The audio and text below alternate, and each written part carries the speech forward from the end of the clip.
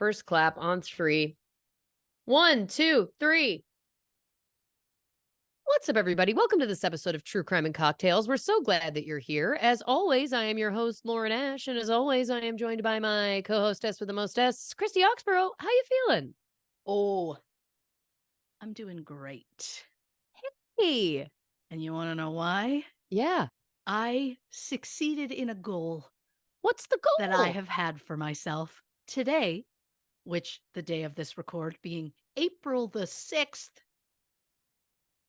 Put away my Christmas decorations. Hey, good for you. Going into the second quarter of the year and those just in time for Easter, I guess, huh? My goal was to have them down before Easter. And in an absolute Christy first, never done before in my life, I spent the morning putting away Christmas decorations and part of the afternoon filling Easter eggs. That is amazing. I just thought I'd take advantage of kids being at school, and because Good for otherwise then you. you're filling them at night when they're supposed to be in bed, but they might come out and you can't, then you got to hide it, and then it's just easier when they're at school. Yeah, I But get that. but yeah, hey, Christmas is now officially put away.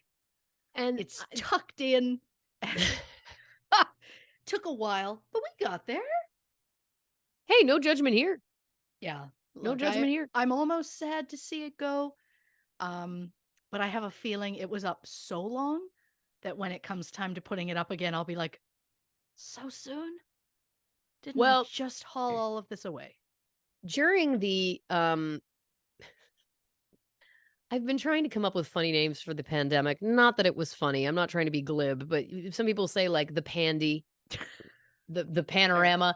And that what I was about to say was in the panorama ding dong, I left up some Christmas stuff for over a year. Yeah. Deliberately, because I was like, I look at it and it brings me joy and I'm fearing death every day. So Sure. and I don't think I'll do that again. I think, you know what, honestly, what it came to for me, now granted, I do have my one spare bedroom here, which is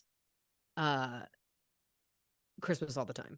Of course. The door is closed. I'm not seeing it all the time. You know what I mean? I Correct. think it takes Yes. away from some of the special magic for me anyway. Yes. Of having it up year round. Oh, I agree. Yeah. It was still magical in January. It started to feel judgmental for being up. Like, it felt like the tree itself was like, we've never been out long enough to collect dust before, but okay. Like, it just felt like every day it was up, it was mocking me. And then the cats who leave it alone when it's up during the right season just started gnawing on it because they're like, well, I guess this is for us. It's been up long enough. So it just started, it turned from like, it gives me joy, I love it so much, and quickly became, this is hell and the nightmare of my life. Of course. And made me feel horrible every single time I saw it. So I think you're right. I will feel joy when I see it again. I wish more than anything, though, that I'd kept up the lights. Oh, yeah. I would like to just fill my home with different colored fairy lights, if I may. That's non-denominational. That's not necessarily holiday related. That's just whimsy. Yep. I agree. I would like also each room to be a different color of light, except for one room that's like all the colors. Oh, I like that a lot. I want to get crazy. Crazy. I want to get crazy. I don't know what age I was last week. Yeah. But I also don't know. I want to get crazy, and I'm meaning with twinkly lights. Have I gone up further, or did I somehow regress back? I think it could go either way, because in some ways, the older we get, the more we regress, you know? Oh, that is a good point. That's Now, a great point. I was alerted this week to a new retirement community that's being built in California. I don't think near LA, but somewhere in California. Sure. And it is a retirement community being built by the Disney Corporation. Get us on the list. Well, this is what I'm saying. I was like, hell yeah, sign me up. But then I had this moment where when I read, it was like 55, you can come, you can move in at 55. And then I went, that feels soon. Doesn't that feel alarmingly soon? That feels like tomorrow. Because when I then thought about the fact that I know so many 40-year-old men who are dating 25-year-old women, which is a difference of 15 years, it was suddenly felt, like 40 and 55 are closer in age than you'd think. Yeah. I wish them all the best. Even when it's Disney related, it feels looming. I am still Yeah. open to like, look, what am I going to be doing at 55? God knows. You know what I'm saying? I mean, off the top of my head, running your own production company and Hey. begging me to finally stop suggesting other podcasts for us to do. That's Well, my hope. listen, hold But on. hopefully I'm too busy writing children's books to suggest other podcasts. I guess So what I that's need what to I put out into the world for us. Of course. I guess what I need to inquire about is, can we get a house in this retirement community that has a wraparound porch? Because I know that that's really of the utmost for you. Yeah. Yeah. I don't know why I would like that so much. I've never had one. Yeah. But I And mean, then look, I can't believe I'm bringing this up because I promised you ahead of the show that I wasn't going to bring it up, but it does connect to this. And just very quickly, I was reading an article. I won't get into the nitty gritty, but basically it was like, I had read an article a while ago that all of us ages, including our yeah. our flim flam, okay? And I can't believe you didn't try and schmear and schmoggle it and be like, our even our vaginas. you're right. You're very right. But I had come across an article, and it was basically the quote that haunted me. And this was a medical doctor. A medical doctor said, Yeah. quote, if you don't use it, you lose it. And that has I'm shook. I've been shook all day about this. Because I was like, my God, like what? So again, when I said wraparound porch, 55, us in this retirement community, I just thought to myself, I was like, that's when I become the Blanche. Oh, yeah. If I'm still unwed at that point, which by the way, statistically speaking, it ain't looking good. Oh, I mean, Don't people say, don't lose hope, don't whatever. You know what? It's not the worst thing. It's not the worst thing. sure. You know what I'm saying? But statistically speaking, I read another article. I need to stop reading articles, I think, is the bigger point. Maybe that will help Yeah. my overall mental health. No articles on the porch. No articles on the That'll be porch. the rule. Yeah. It's an article-free zone. Yeah. If we want news, that's in the parlor. On the porch, no news. I can't wait to have a parlor with you. I also love, how big do I think this community, like what kind of retirement community is offering like Southern plantation style estates for the people? Like, come on. Yeah. Look, I mean, there is a section on the front of my home that I've considered. Should we look into adding some sort of a like a walled in windowed style deck? Cuz I'm like, if I have a deck on the front of my house, will I use it? No. If it is one of those, like, I could go sit out there to do notes, but like it's raining, but there's a roof and walls and windows and all that. I might like that. I'd like to sit outside without the bugs. Of course. And if that means in a room outside, I'm on board. But you love this. I'm going to want those windows to be able to open, and that's going to take that price up. Because I'm going to want to be able to sit out there so I can open it, open the window, and still get a little touch of the rain while also, I guess I'm just only sitting out there when it rains. I want rain with my to move to wraparound porch. Louisiana. What I'm hearing is Yeah. that Louisiana has a climate and homes that are really what we're talking about here. Which is amazing since I've never been. Yeah. But I went once. Well, that was yeah, have I told that story on the podcast? I don't need to get into that story, but when I about was the with hotel, the hotel hotel. worker, the No, employee that was no, like, "Are you in town for fun?" that was Virginia. Yes, and I was Okay, like, so "No, a sorry. funeral," and they thought that was hilarious. Yeah, I really wasn't down for a funeral. It was not hilarious.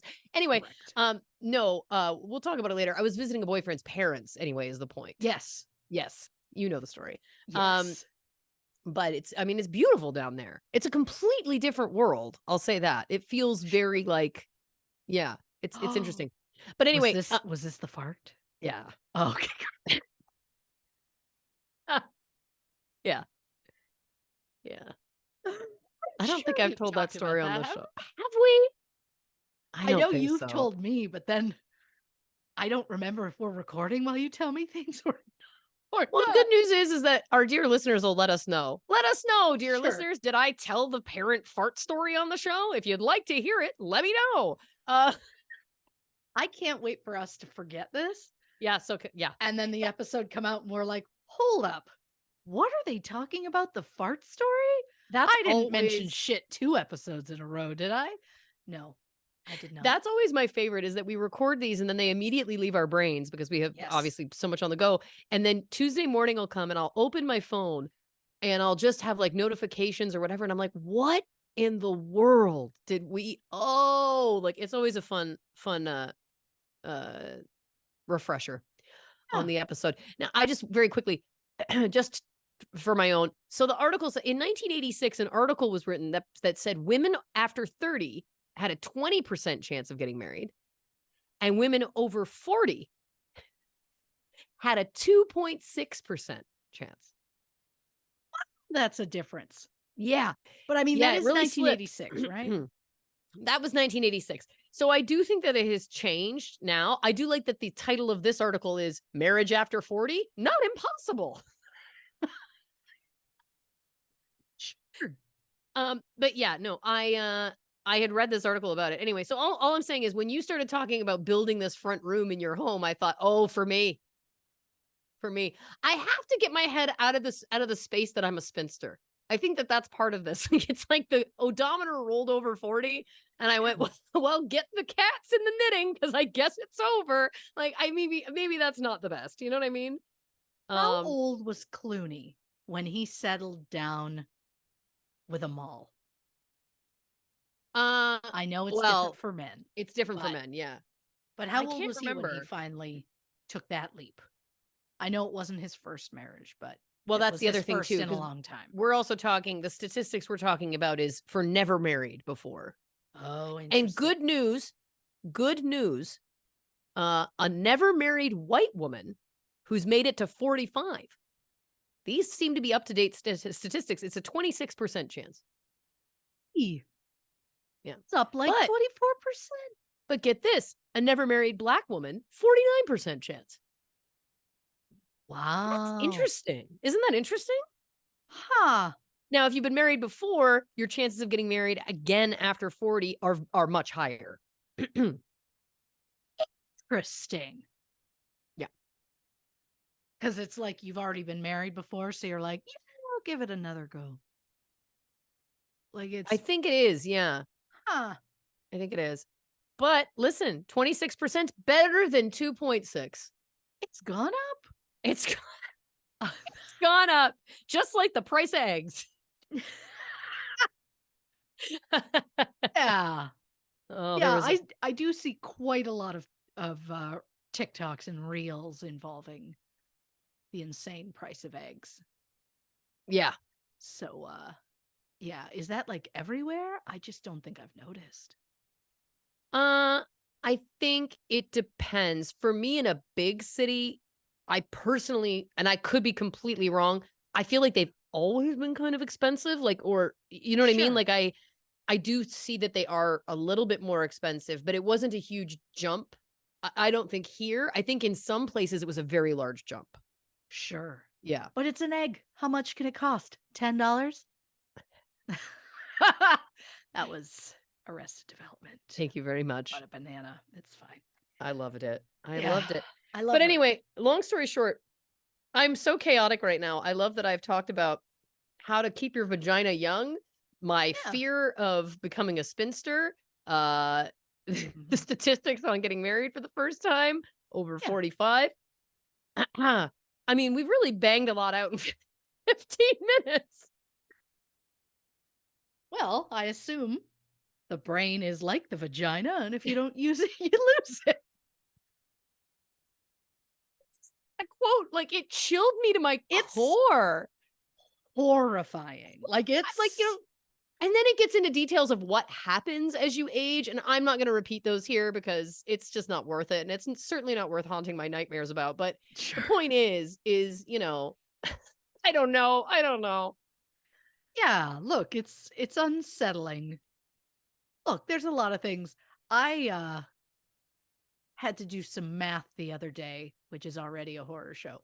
Um, but I had to like calculate when my youngest was going to graduate high school. Um, and I don't like to think about getting into the 2030s, you know? Wow, yeah, But it's not great. yeah, I hated it. But yeah.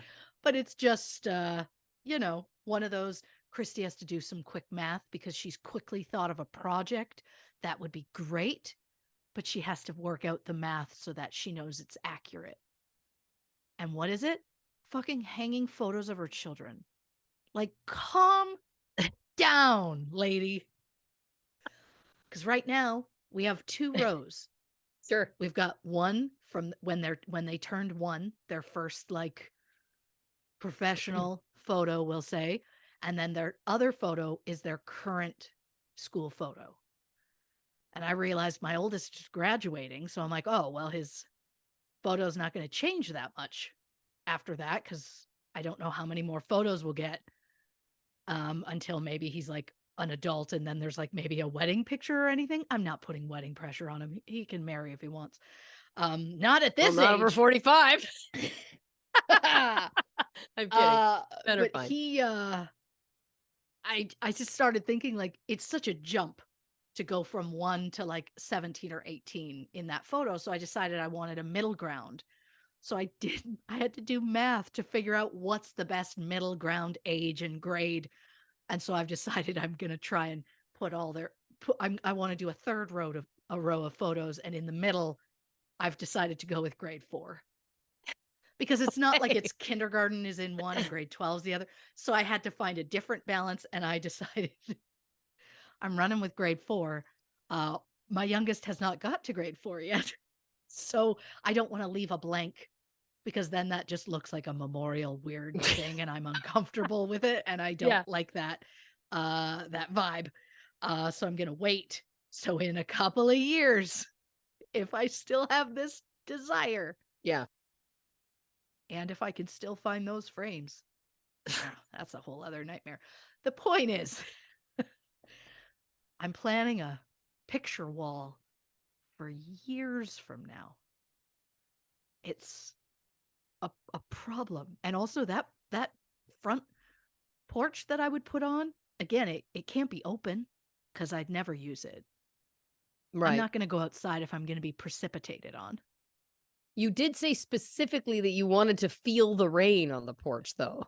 So you want a mist like through the screen? Is that it? Well, that would be nice, but then I don't know about leaving the like furniture out there, and I don't want to get like too rained on. I want to be able to smell the rain though.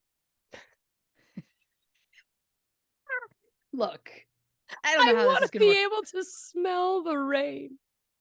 Who are we? You're literally Like one of those Photoshop. medical beagles that just wants to smell the rain. Touch grass for the first time. Oh my God, the two of us, you're Googling ages to make a photo project. That sounds beautiful. I'm Googling how do I keep my vagina young? I mean, it's there's a specific demographic of people that are listening right now that are really laughing, and the rest of the ages are going, what is it? What has happened to these two over the last few weeks? And I can't answer that question. I Oh, don't yeah, I don't know. know. I I don't don't know. know. What I like is, though, the younger side of the listeners are going, "Oh, Jesus, is this what we Yeah. have to look forward to?" And Yeah. then the older side is going, "It's okay, it gets better." Or they're just getting started. Yeah, I think there's It a could real go. they're just getting started vibe. That's the thing. Oh, I truly believe this is the beginning of our end. Like, I think this is the beginning of us just fucking nuts. Did you know that perimenopause apparently starts between 40 and 44 in women? Get the fuck out. I was like, that's rude.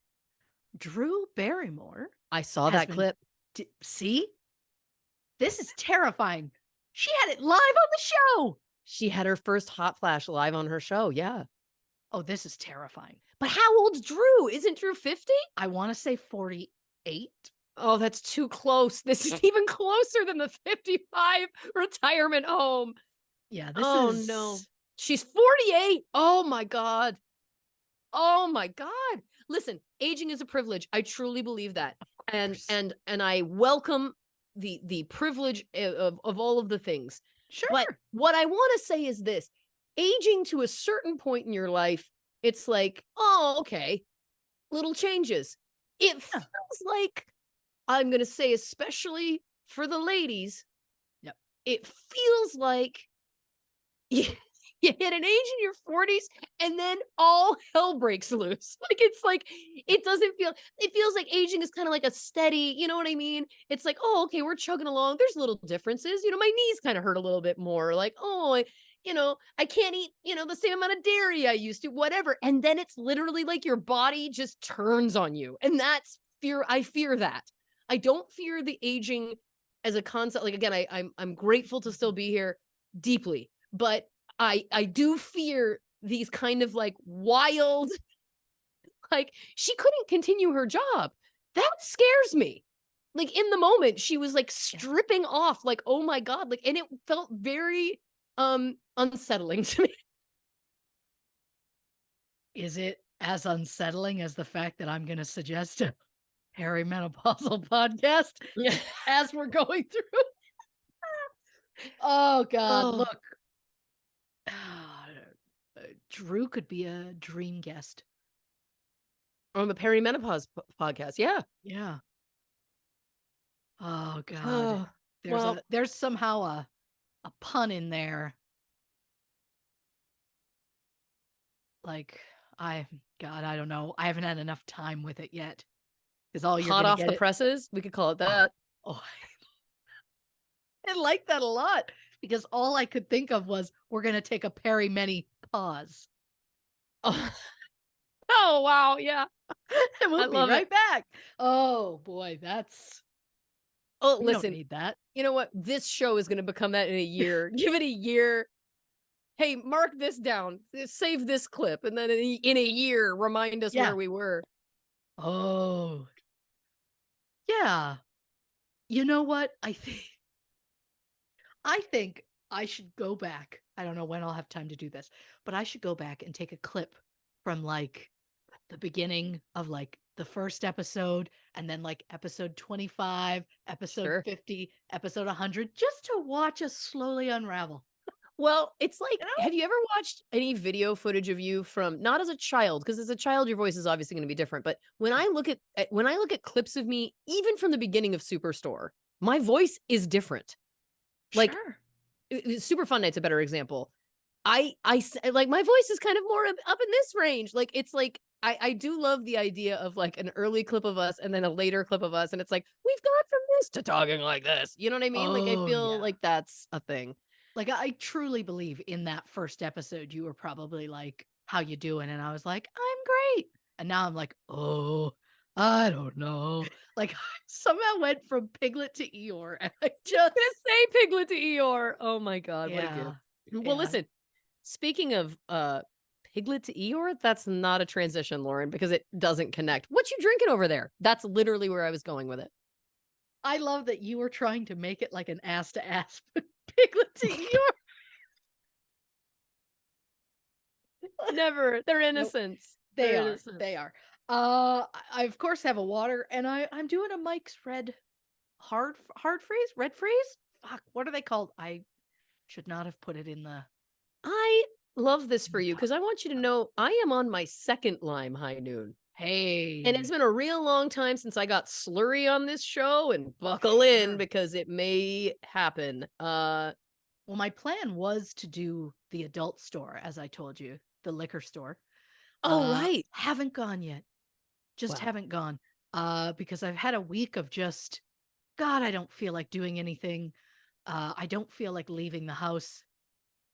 And then I had this beautiful moment yeah.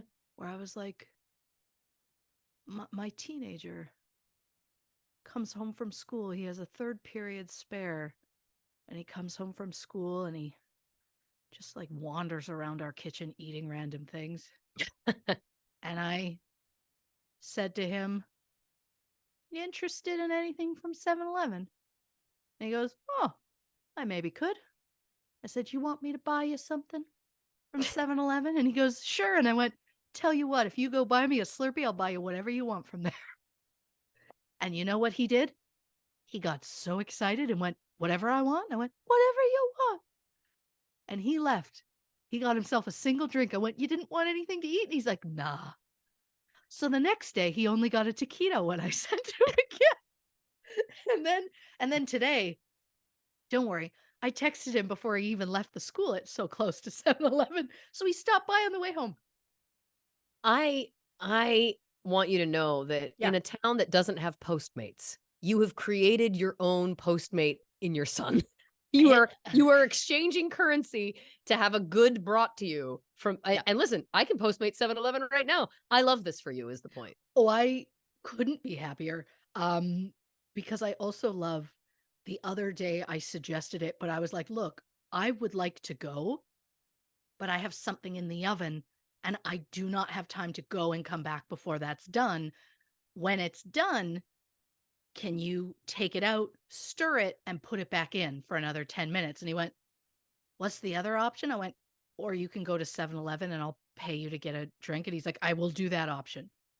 And I just realized how easy it is. Um, oh, the e-transfers that he gets sent from me. It's not the point. The point is, it's a beautiful thing. I couldn't be happier with the arrangement that we have. And it's because I learned there's a guy that he works with that when my son is off before this guy pays him $10 to go buy food at a place and bring it back and deliver it to this guy. And my kid's just like, this is the best thing ever. Cause he's asking him to go somewhere really close by. My kid's just like, this is the best. Why wouldn't I do it? $10? Yes, please. And now it's costing me nothing extra because if I go there to 7-Eleven on my own, I'm going to get him something anyway. Yeah. So it's not costing me anything Oh, extra, this is win-win. You right? know, And then I don't have to leave maybe the house. Then I'm maybe like braless he for should days. of course, maybe he should move back into the home when I'm living in your glassed-in front porch, in your rain porch. In Maybe my we need rain him porch. maybe we need him to move back in then and, Mhm. Mhm. anyway. Well, listen, we gotta get into the Yeah. case, but before we do, I know you have an Yeah. update. I do. I have a small update. Sorry. Update. Thank you. Yeah.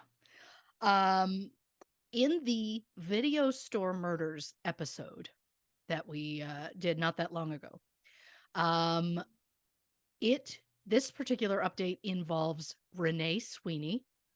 On January 27th, 1998, 23-year-old Renee was found dead at Adults Only Video in Sudbury, Ontario, Canada.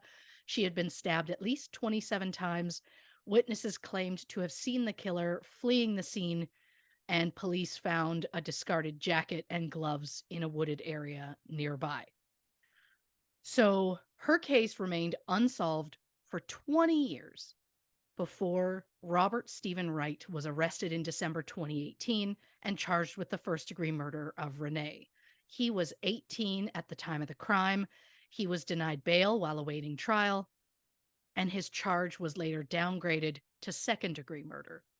Well, that's what happened. We knew he was arrested, and that was the end of that story within that episode. Since then, his trial, which had been delayed multiple times due to COVID and some legal issues, it began in February 2023 of this year. While on the stand, Wright admitted to being in the store, but said he found Renee injured. He claimed he was checking to see if she was alive when two people walked in. He panicked and fled the scene. The jury deliberated for 14 hours, and on March 29th, so only like a week ago, Wright was found guilty of second-degree murder. Wright will be sentenced at a later date, but second-degree murder convictions in Ontario carry an automatic life sentence. The jury was asked recommendations about a sentence. 7 of them recommended 25 years. The other 5 ranged from like saying 10 years to 23 years. It would be like a life sentence, but you can ask for parole after, so many years. Right. Wright's defense have said they plan to appeal as they felt that trial was unfair. When they asked a judge to allow the jury the option of manslaughter as a charge when deliberating, the judge refused. One of the witnesses who saw Wright kneeling over Renee's body said he saw Renee's head move when they first walked in. However, according to a pathologist, the muscle that controls side-to-side neck movement had been severed, so it would have been a virtual medical impossibility for Renee's head to have moved in any way after her death. God. So basically he's saying there's no way that her head would have moved if she was already dead, unless it was so who knows? I mean, did the guy really see what he saw? We don't know. Then there's the fact that there was no direct evidence proving that Wright had been scratched by Renee in any way. His DNA was found inside the container that Renee's fingernails had been stored in following her autopsy, but the DNA wasn't found underneath the nails, but rather on or associated with them in some way. So it's possible he just got near enough to her hands. It is possible maybe he was genuinely close enough to her body to see if she was alive. And maybe he's telling the truth or not. Of course, we don't know. Also, in the bathroom at the crime scene, police found prints from a pair of Brooks running shoes. The size could not be determined. And yet, during the closing arguments, the Crown claimed a footprint found outside the building, which was believed to belong to Wright, was a match to the Brooks print found in the bathroom.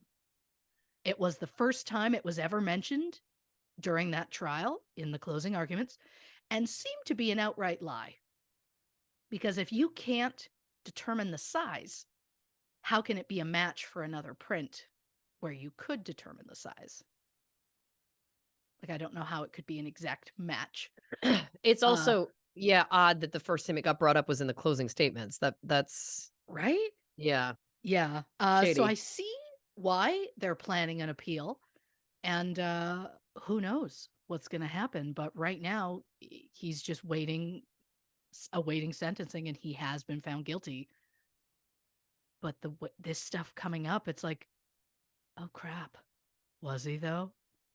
I don't like stuff being brought up in the closing argument for the first time. No, and you know how I feel about this because I yell about it on this show constantly. Yeah. If there is reasonable doubt, you have to acquit. Like, you can't get emotional. You can't want vengeance and justice and all of the above. Sure. That's interesting. Yeah. That's a tough one. I have a kind of morbid and troubling follow-up question. Okay, sure. Trigger warning for the squeamish? Sure. The container containing her fingernails. Yes. Were those her full fingernails, or was it false clippings. fingernails? I assume because they take clippings of fingernails. to be able to check underneath and stuff. My God, what a psycho. I was like, oh my God, they've taken out her fingernails. That's awful. You've been through a fingernail trauma today. I love that It's on your brain. I immediately was like, why are they doing that in autopsies? Can't you They're leave not. them attached?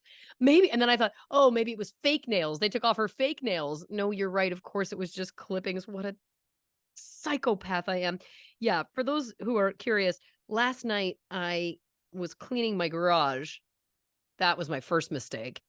And I closed my thumb in my car door, and it is bad. I'm in an extreme amount of pain. Yeah. And shout out to loyal listener of the podcast, my mother, Mother Laurel, who I was messaging about this today. Yep. who said to me, hope it doesn't fall off.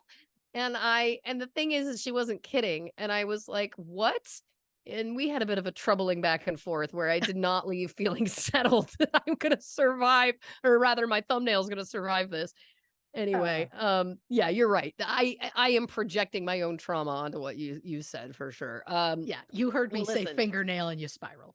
I spiraled. That's the truth. And again, the 2 high noons aren't helping. But thank you for this update. It's always, again, we want nothing more than for these cases, for people to get justice. But I agree with you. It sounds like there's still more to come in this story, because that does not feel like. And again, I want to make it clear, it's not justice if we are perverting the justice system. Yeah. If there is reasonable doubt, you have to acquit. That's my full belief, because again, it's there to protect us, as well as for justice to be served. So I hope that there is an update. I hope that either they can come back with some more firm evidence, or that if he's not guilty, then is found not guilty. Yeah. Oh, agreed. In an appeal. Yeah. Yeah. All right, let's get into the case. Now, this week we're doing something called True Crime Canada, and I could not be more excited about this, because this is a Christy curated episode of the show, which are always my favorite episodes because she does such a damn good job at putting together all of this information. She takes us on a journey, and I'm sure that this is going to be no different. So let's get into it now. I want to remind people, I don't read the synopsis ahead of time. Correct. The first time I'm reading it is when I'm reading it on the show, but I did just scan this first line, this first sentence, and it did tickle me. So I'm going to try and get through this without breaking up. Here we go. You're going to do great. Dear listeners, you are in for a true crime treat. For today's episode, Christy has decided to do something that we have never done before. So what can you expect? Well, the answer is a pile of true crime cases. And not just any true crime, but specifically Canadian true crime. And I know you're wondering, what part of Canada will the true crime be from? There are a lot of possibilities. After all, Canada is the second largest country in the world. Well, for the first time in True Crime and Cocktails history, Christy has compiled one true crime case from every province and territory throughout our beautiful nation. So buckle up as we do a true crime tour across the entire country in an episode that we're calling True Crime Canada. Made it? What a gift. And what a joke. This started out as I have a little extra time. I'm going to go hard and try and compile an episode for Patreon. And then it got away from me. And ta-da! It turned into a full episode of the show. I love it. Oh, it is what it is. So, as I tend to do in these compiled episodes, I have chosen smaller cases that don't tend to have a lot of information available, because we don't tend to do this sort of case in a regular episode. And as always, some cases will get talked about more than others simply due to the amount of information available. And disclaimer, this episode will contain mentions of suicide, sexual assault, substance abuse, and descriptions of graphic violence. So trigger warning for those who need it. And my apologies in advance For any sort of mispronunciations, I am doing my best. I'm going with what Google and pronouncenames.com has told me.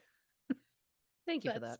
well, that's how it sounds every time at the beginning of those videos. Anyhow, so we are going to work our way across from Pacific Ocean to the Atlantic, starting in the Yukon, which I Amazing. don't believe is a word I've even used on this show before.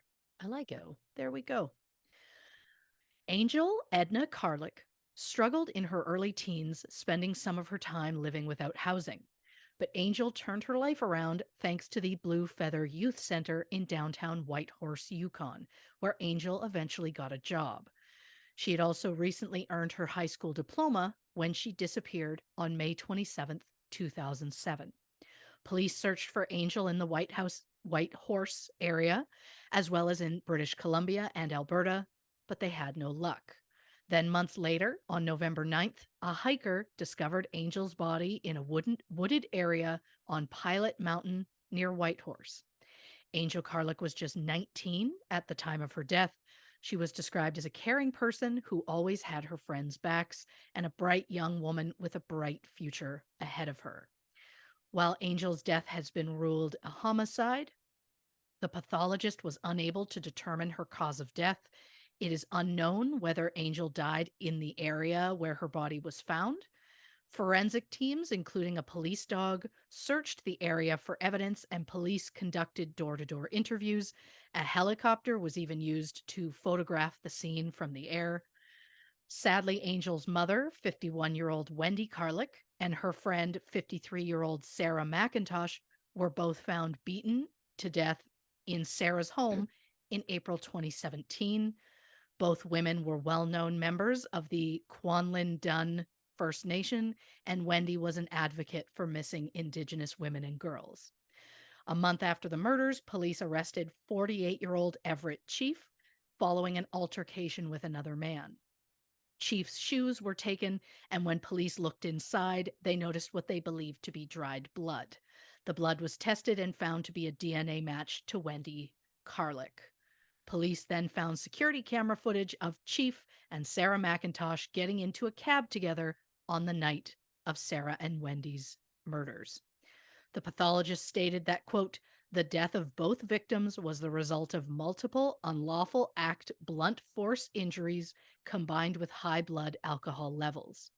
Wendy suffered a skull injury, a lacerated liver, and extensive bruising and abrasions, whereas Sarah suffered skull injuries, bilateral rib fractures, and had signs of strangulation. Chief, who had an on-again, off-again relationship with Sarah, was charged with 2 counts of second-degree murder. He had 56 prior convictions, 12 of which were considered violent offenses, including sexual assault, uttering threats, and assault causing bodily harm. At the time of the murders, Chief was under a probation order that prohibited him from having any contact with Sarah. A psychiatric assessment found that Chief had a traumatic childhood filled with chaos and alcoholism linked to residential schools, which his parents and grandparents also attended. The assessment concluded that Chief was at a high risk to reoffend, and he was psychologically fit to stand trial. Chief pleaded guilty to the lesser charge of manslaughter and was sentenced to 18 years plus 10 years probation. But as of April 2023, Angel Carlick's case remains unsolved. I just can't even begin to think that family having 2 brutal murders in the span of a decade. Yeah, That's insane and heartbreaking. it is. So, the next stop on this Canadian true crime tour takes us to British Columbia. On Sunday, October 17th, 1982, Clayton Mark Boussier finished his shift as a dispatcher at Abbotsford Taxi Limited and played a few hands of poker with his friends. Clayton left the game between 5 and 5:30 p.m. and headed home in his cab, which doubled as his personal vehicle. It was described as a robin's egg blue four-door 1978 Pontiac Grand Le Mans. Is it Le Mans? Is it Le Mans? I think it's Le Mans, isn't I'm it? not sure. Hmm. A few hours later, a cab driver having food at the Highlight Burger Bar in Mission, BC, which is 12 kilometers or 8 miles north of Abbotsford, claims he saw Clayton drive past the diner on Highway 7. The cab driver noted a passenger in the front seat. The diner was rebranded as Rocco's Diner at some point in the 80s, and fun fact, it was featured in the pilot episode of the CW series Riverdale in 2017. Hey. Around 7 p.m., the same cab driver saw Clayton drive past again, but this time without a passenger. It is unknown how much time there was between those two sightings. However, this time the witness said Clayton was headed toward the downtown area. Neither Clayton nor his cab have been seen since. Clayton Boussier was 25 at the time of his disappearance. He was described as a Caucasian male, 6'1", with a 1-inch scar on his forehead. He was last seen wearing a gray cardigan with elbow patches, navy blue corduroy pants, a black digital watch, and a necklace with a St. Christopher pendant. Clayton was said to be a very conscientious person with a good character. His friends and family say he would never just up and walk away from his life. The day he went missing was the day before his 26th birthday. Mm. A coworker said that Clayton seemed his usual self that day, laughing and joking, so it seems unlikely that Clayton would just abandon his life. But we, of course, don't know what's going on with Clayton mentally. But I also question, where did Clayton go between the time he left his friend's house at 5:30 and when he was seen passing the diner a few hours later? Did he get called back to work? Can the cab company verify that Clayton gave someone a ride, or did Clayton drive someone he knew personally as a favor? The guy who claims he saw him, did he? Is he somehow responsible for Clayton's disappearance and is hiding in plain sight but claiming that he saw him? Did someone other than him see him? Can that be confirmed? After his disappearance, Clayton's family and friends searched isolated roads, abandoned buildings, heavily wooded areas in Abbotsford and the surrounding area. They even worked with psychics to try and find some answers. Other cab drivers kept an eye out for Clayton's cab. They tried calling him on the radio. But as of April 2023, Clayton has never been found, which is wild to think of someone just vanishing. Yeah. Those ones always, I'll never get it. I'll never get it. For case number 3 of the day from the Northwest Territories, Mariella Lenny was a member of the Tulita Dena First Nation and had only been living in Yellowknife, Northwest Territories for 1 month when she disappeared on October 6, 1991. She was last seen leaving the Discovery Inn on 50 Avenue around 6 p.m. alone and on foot. She was reported missing 12 days later. Then on May 8th, 1992, Mariella's body was found near the Con Mine Wharf in Great Slave Lake, 3.4 kilometers or 2.1 miles southeast of the Discovery Inn. Mariella's body was partially clothed with just one shoe on, and her face was unrecognizable. She was identified through dental records. Mariella Lenny was just 17 at the time of her death. She was described as pretty, outgoing, and bubbly. Police had released few details, including Mariella's cause of death, which they have only said was a homicide. And while reading about Mariella's case, I found 2 more that I think are potentially connected to it. The first is Mary Rose Kijuk, who was last seen at the Gold Range Hotel on 50th Street on June 28th, 1990. She was reported 2.5 months later on September 13th. Mary was originally from Nunavut, but she moved to Yellowknife to study social work at Aurora College. She was in her 2nd year and had been living at the Gold Range Hotel. Mary was the mother of a 4-year-old son named Nathan, who was living with his grandparents while his mother attended college. Mary was said to be pregnant with her second child at the time of her disappearance. Mary was just 24 when she disappeared. Her personal belongings, including her glasses, were left behind. Police knew that Mary was planning to return.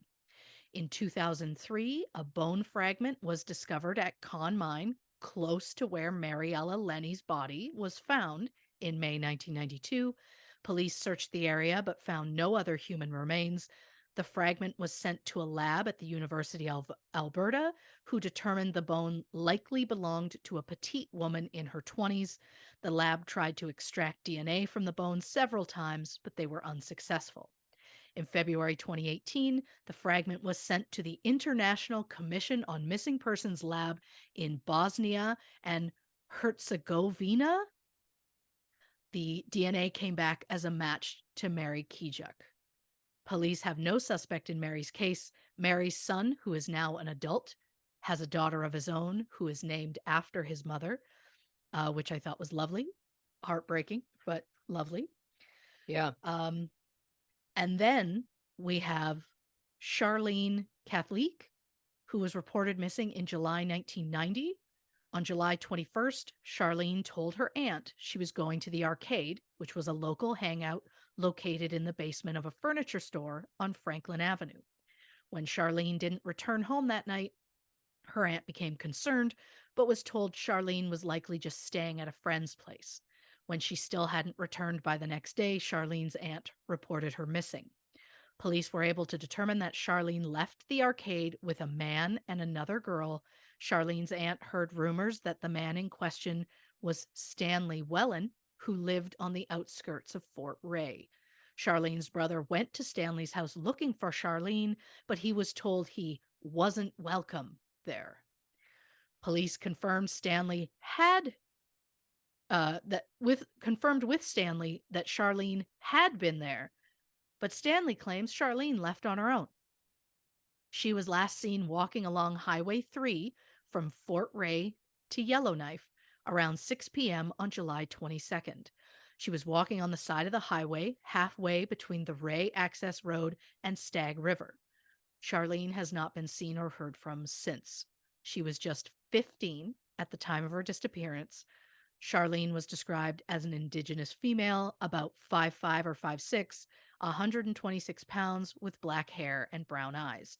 She was last seen wearing a light blue jacket, a bright pink shirt, blue jeans, and white running shoes. Charlene was described as sensible, reserved, and shy. The fact that Stanley confirmed to police that Charlene was at his house in Fort Ray and that she was last seen walking from Fort Ray makes sense to me. I'd like to know, did they just immediately take Stanley's word for it that Charlene left on her own? Did Stanley or someone he knows follow Charlene when she left? What about the girl that was seen leaving the arcade with them? Has she been identified? Did she also go to Stanley's house that night? And how old was Stanley at the time? Yeah. I only ask since Charlene was just 15, and if Stanley was old enough to potentially have his own place, I worry he may have tried to take advantage.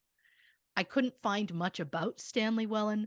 I found an old photo of him and his brother Peter from a newspaper archive.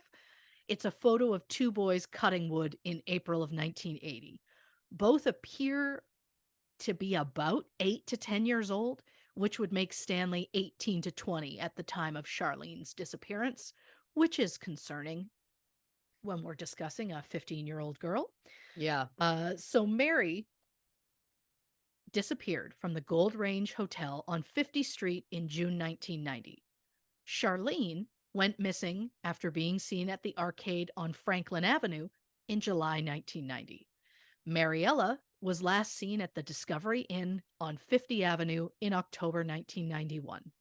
The Gold Range Hotel and the arcade are approximately 450 meters apart. And the Discovery Inn is somewhere in between them. And I would say about 300 meters from the Gold Range Hotel.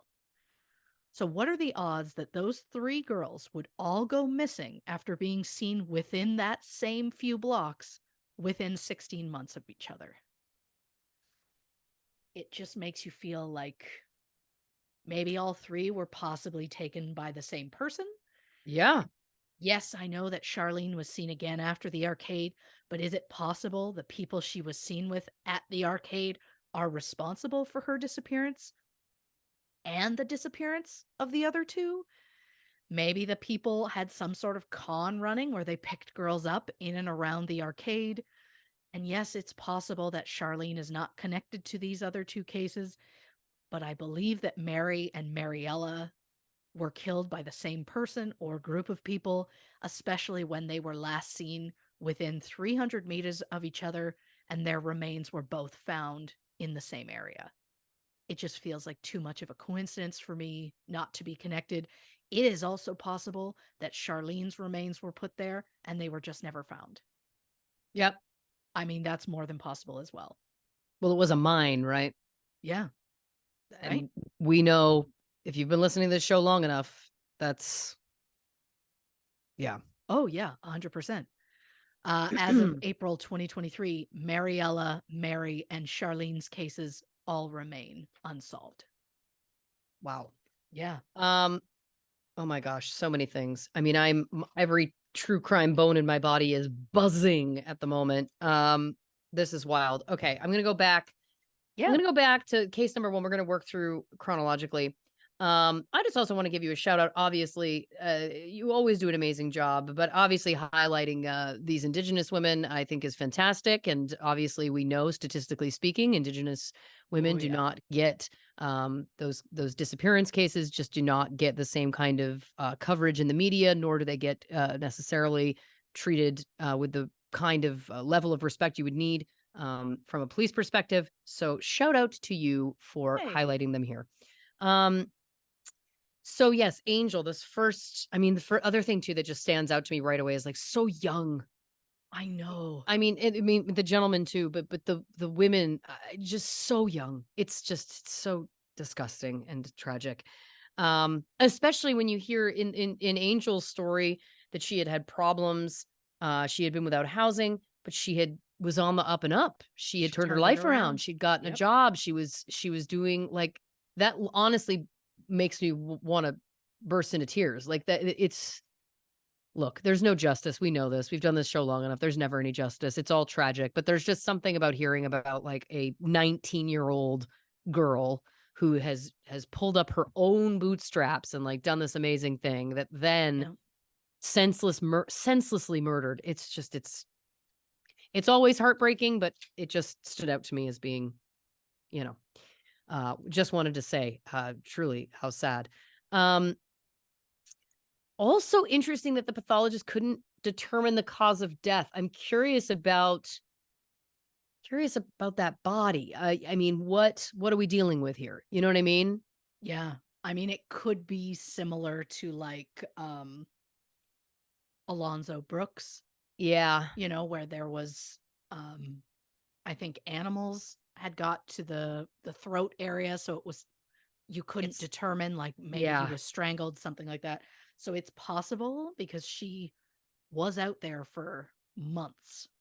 yeah. So And it's unfortunately, possible that it could have been. I mean, I need to believe that if it was some sort of like poison or drug related thing, that would have come up in tests.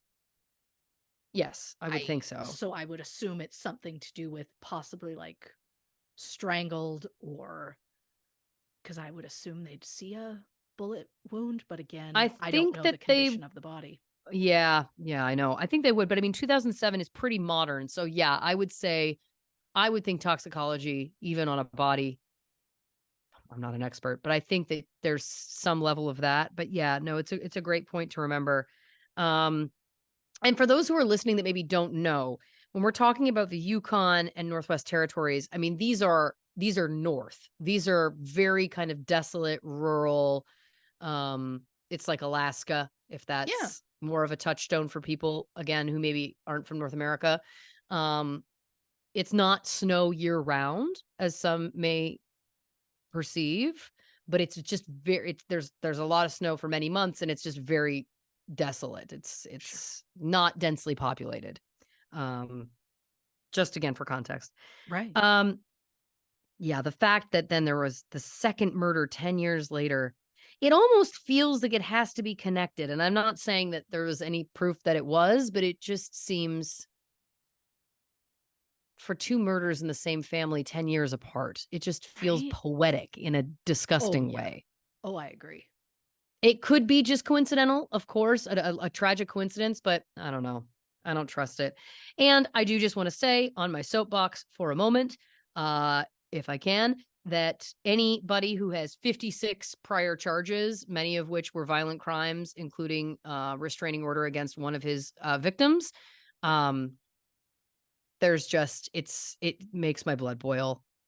It Yep. really does. If we perhaps treated domestic violence cases with more weight, I think that we would save a lot of lives.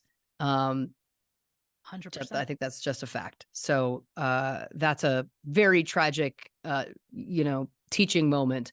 Um, that again, it just feels like, what do you have to do? Somebody's been charged that many times and convicted many, many times of violent crimes. What do we got to do? The fact that he then had a psych eval and they said, "Oh yeah, he'll reoffend.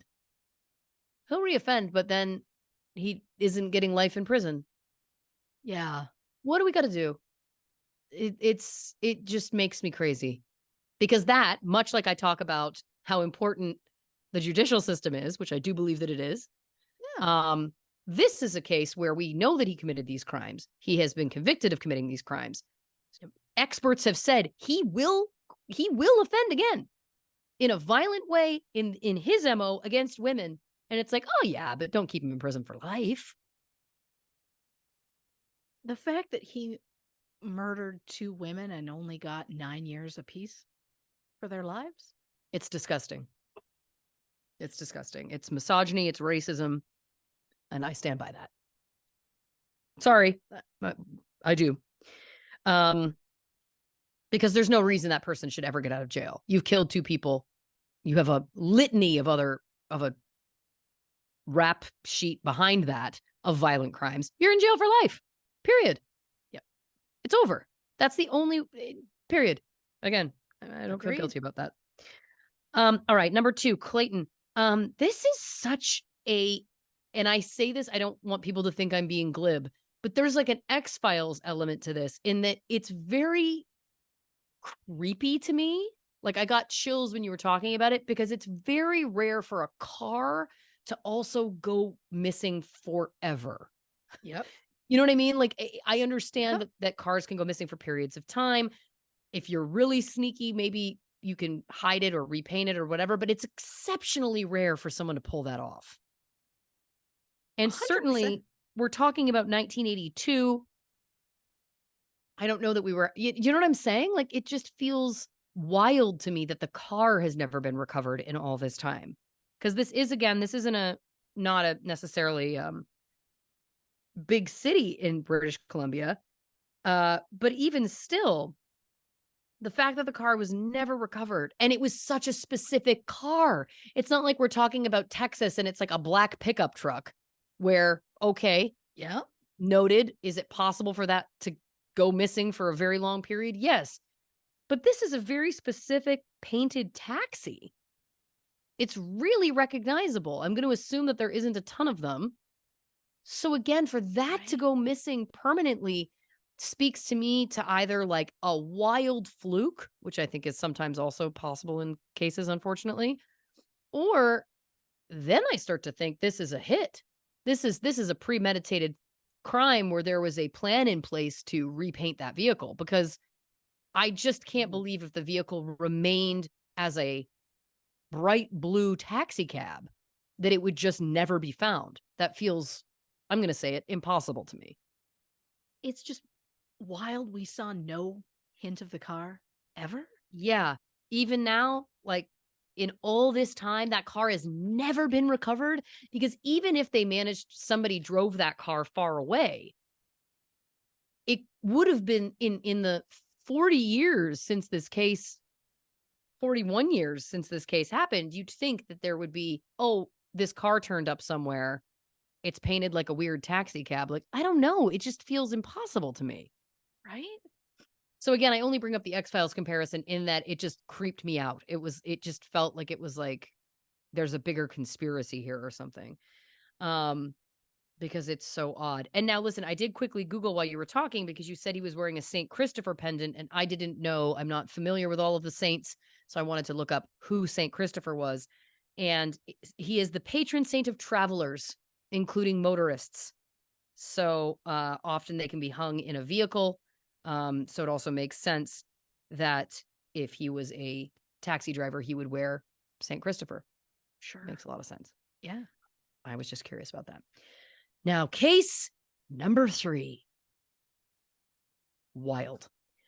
I think you're absolutely right. I think these absolutely must be connected. It feels like a spree killer to me if I'm putting on my Sure. psychologist slash profiling hat for a minute. Um, to that, I would then say this person has absolutely killed again, has absolutely probably moved around, um, could be in various rural areas if that's where you're at. It's very tragic and dark to say, but killing 3 people within a short period of time and then moving on to the next place makes that feel very plausible. Oh, agreed. What And are when the you're odds? targeting young indigenous women, unfortunately, and certainly during the 1990s, you're absolutely targeting a demographic that isn't going to get a lot of attention by the media or police. So, yeah, this is a wild one. Again, the hair was standing up on the back of my neck when you were talking about the other 2 cases. The fact that they were all seen in such a close proximity from one another. And yeah, I don't think it matters that we last saw Charlene, I believe it was, walking in another place after that. It doesn't really matter. Again, the fact that all 3 of these women were connected to a very small radius of spot. I mean, I'm curious if the law enforcement ever made this connection. I really want to believe that especially officers working it would notice, oh, hey, it's been a month and somebody else went missing from that same area. And then, oh, hey, a year later, somebody else has gone missing. Like, I need to believe that officers working that would have pieced that together and at least found it odd. And the thing is, there could be more. There could be other ones who either were never reported missing or bodies that were found that were never identified. There could be so many more that are on that list that we don't know about. I don't want to be bleak, but I guarantee from a profiling standpoint, if you've done 3, you've done more. So I agree with you. Sure. Yeah. Well, listen, I mean, all of this, what a strong start to True Crime Canada. What an episode already. My God. Listen, let's hit the can. Let's grab another drink and then come on back because Christy's got so much more for us in store on this True Crime Canada episode of True Crime and Cocktails. All right. Clap 2. 1, 2, 3. Welcome back to this episode of True Crime and Cocktails. We're, of course, discussing True Crime Canada, a Christy curated episode of the show. Where are we headed to now? I'm guessing Alberta. You're correct. But I need to make a pit stop before we get to Alberta because I've realized as of the date of this record, April 6th, I know it's not the date, obviously, this episode airs, but as of this record date, I have mentioned the holiday that is Christmas. I have mentioned the holiday that is Easter, but I have neglected to mention the holiday that is the birth of one Mr. Paul Rudd. Of course. So shout out Paul Rudd. I know he's a big fan of the show. Oh, he doesn't know we exist. I think he'd like us. I guarantee it. I really do. I think he'd like the vibe. I think he would God, I think he'd just roll with like whatever we say. If we every time we go for like the wildest shit we've ever said, I think he would absolutely just run with it Yeah. and be like, "Great. Yeah. And happy birthday, dear sir." Happy birthday to him. I've loved him since Clueless, you know? I do know that. And that is true. You come about this honestly. I do. I do. And he did one uh with Reese Witherspoon called Overnight Delivery. What a delight. What a Never delight. heard of it. Sounds made up. Couldn't love it more. Kevin Smith was a script doctor on it. Uncredited, but yes. Of course. Yeah. And Paul Rudd just again, charming, charming, charming. Yeah. He doesn't know how to not to be charming. But now we're going to Alberta. Let's do it. So around 8:45 p.m. on December 30th, 1990, Alfred Palmer and his daughter-in-law, Dolores Palmer, were found lying in the rear entrance of a farmhouse west of Medicine Hat, Alberta. Both had been shot with a 410 shotgun. Dolores was pronounced dead at the scene, and Alfred was airlifted to a hospital in Calgary, where he died from his injuries the following day. Alfred Walter Palmer was born in 1919 to William and Rose Palmer. He farmed all his life and at one point was a councillor with the municipal district of Cypress. In 1949, Alfred married Dorothy II, and the couple had a son, Frederick, simply known as Fred, on April 19th, 1955. He later graduated from Medicine Hat College in the trades field. On September 3rd, 1976, Fred married Dolores Eleanor Snortland. The couple had a daughter, Amber, in 1978 and a son, Chad, in 1981. Dolores worked on Alfred's dairy farm while also working part-time at the 7-persons early childhood services school as an assistant teacher. Fred, Dolores, and their children lived in a separate house on the dairy farm where Fred's parents lived. At the time of their deaths, Alfred was 71 and Dolores was 35. As of April 2023, the case remains unsolved. But according to the Medicine Hat rumor mill, it was believed that Alfred was planning to leave the dairy farm to Dolores as opposed to his son Fred. And to be fair, from the sounds of it, Dolores actually worked on the farm, whereas Fred did not. This, of course, has led some to theorize that Fred may have had something to do with the murders and that his mother, Dorothy, either knew about it or was in on it. But again, those are just rumors. There is no proof of any of it. But if that's true, that Alfred was leaving the farm to Dolores, then Fred would have a pretty big motive, which I'm hoping the Medicine Hat police force thoroughly investigated. Yeah. Fred died in May 2007 at the age of 52, and Dorothy died sometime around 2013.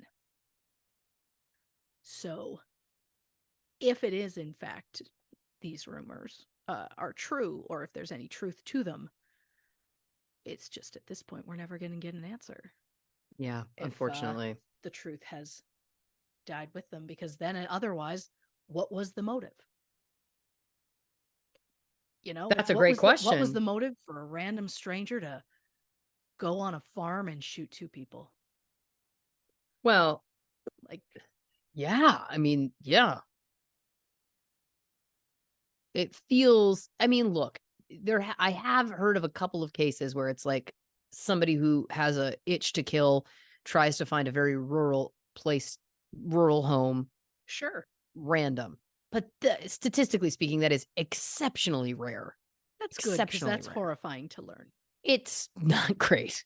There was a documentary I saw. I can't remember the name of it, but I didn't recover. It was awful. Anyway, point being is that again, that is statistically exceptionally rare. So it feels like, yeah, it's Yeah. odd to me that there was no other story there. I'm just always curious about the justice side, right? Like, I'm always curious about, like, There's what was the investigation? Like, all those things. Yeah, And I not know a that we lot don't of know. info about it, Yeah, exactly. which then raises eyebrows, and by Sure eyebrows, I mean my does. own, Mhm. you know? Oh, so then we're gonna move next door to my home province of Saskatchewan. Hell yeah. George Anthony Leonard, a constable with the Regina Police Service, was fatally shot on the night of August 6th, 1933. Whoa. George was riding his bike in the Northeast Warehouse District, which was his beat, as the cops would say. He was riding on the path from Winnipeg Street to the railway tracks when he noticed three men acting suspiciously. George got off his bicycle and told the men to stop. One refused, and when George again ordered them to stop, the man pulled a gun and told George to stick him up. According to a witness, as George attempted to walk away from the man toward a building, the man shot George once in the chest. The man moved closer, and as George tried to get his gun out from under his tunic, the man shot George two more times in the chest. After the third shot, the shooter ran west toward the railroad tracks while the other two men ran east. The witness ran to Winnipeg Street looking for another policeman. George, meanwhile, crawled along the building and managed to get himself inside. A worker ran to help him, but George collapsed. When an ambulance arrived, George was pronounced dead at the scene. During the autopsy, the coroner discovered that one of the shots severed George's pulmonary artery and another had hit the top of his heart. The day before his death, George had just turned 28. He was the first Regina police officer to be killed in the line of duty.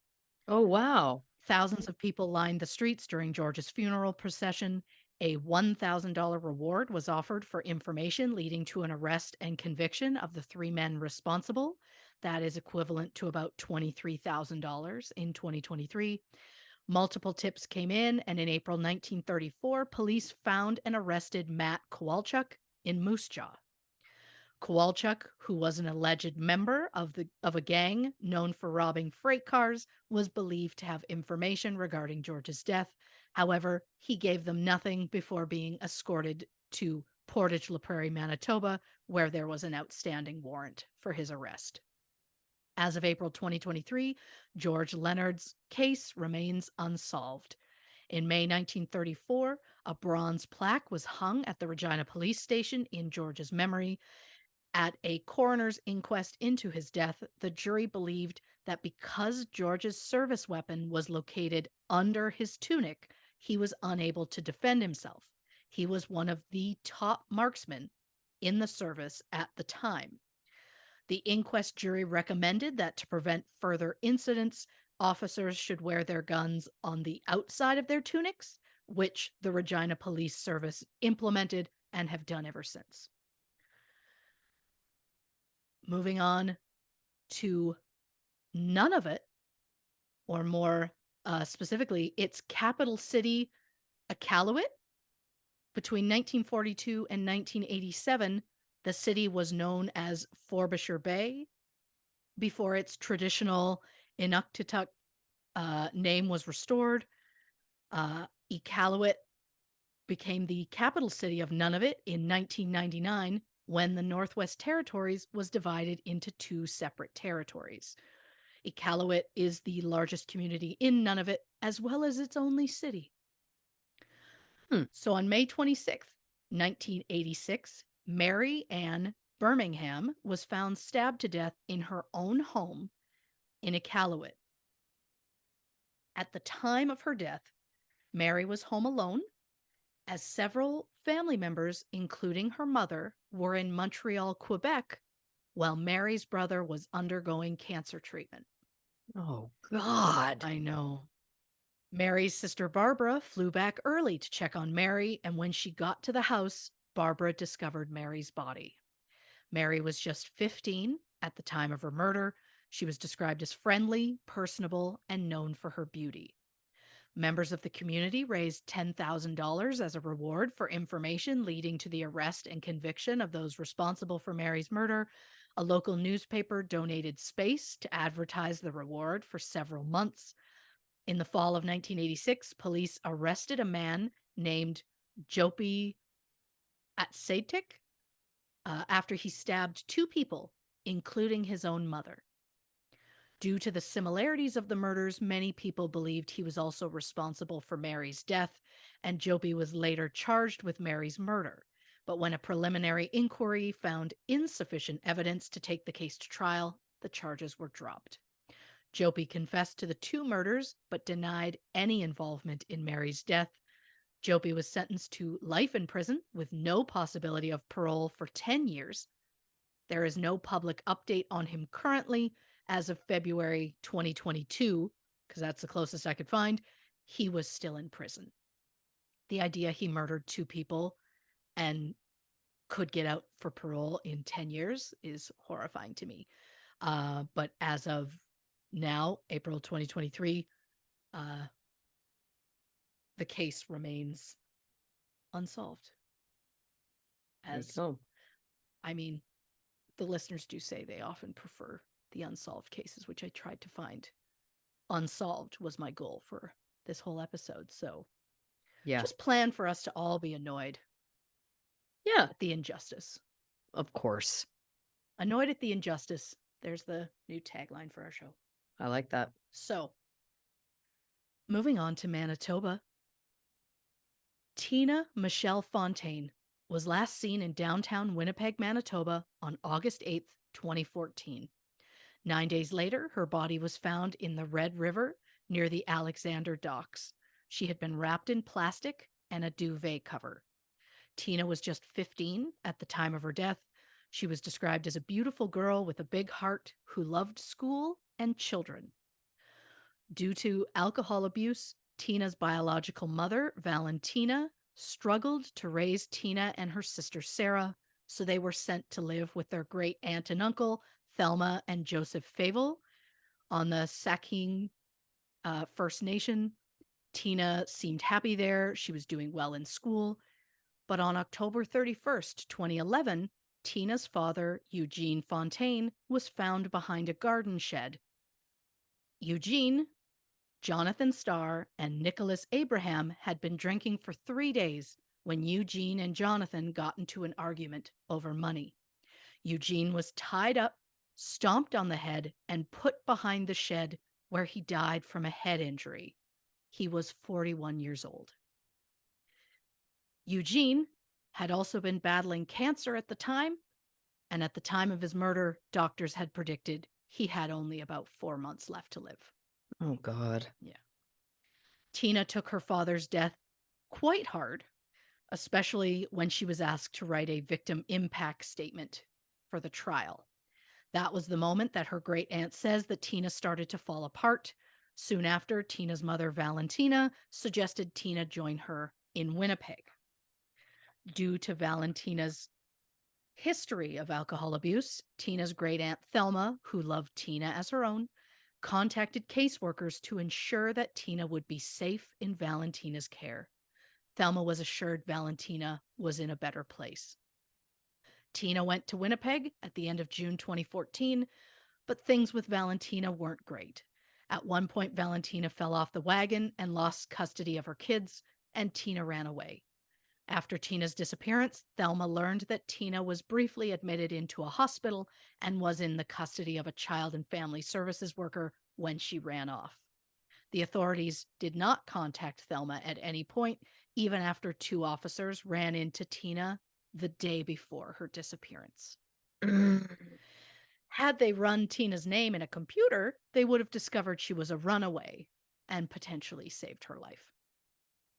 In December 2015, police arrested 53-year-old Raymond Cormier and charged him with second-degree murder of Tina Fontaine. The evidence against him was largely circumstantial, and there was no forensic evidence linking Raymond to the crime. And on February 22nd, 2018, Raymond was acquitted. 1 month later, the Crown made the decision not to appeal. So sadly, as of April 2023, Tina's case remains unsolved. The one part of this story that did get solved, Jonathan Starr and Nicholas Abraham pleaded guilty to the manslaughter of Eugene Fontaine, and in December 2014, they were each sentenced to 9 years. I don't know why 9 years for a human life keeps coming up, but Yeah. So then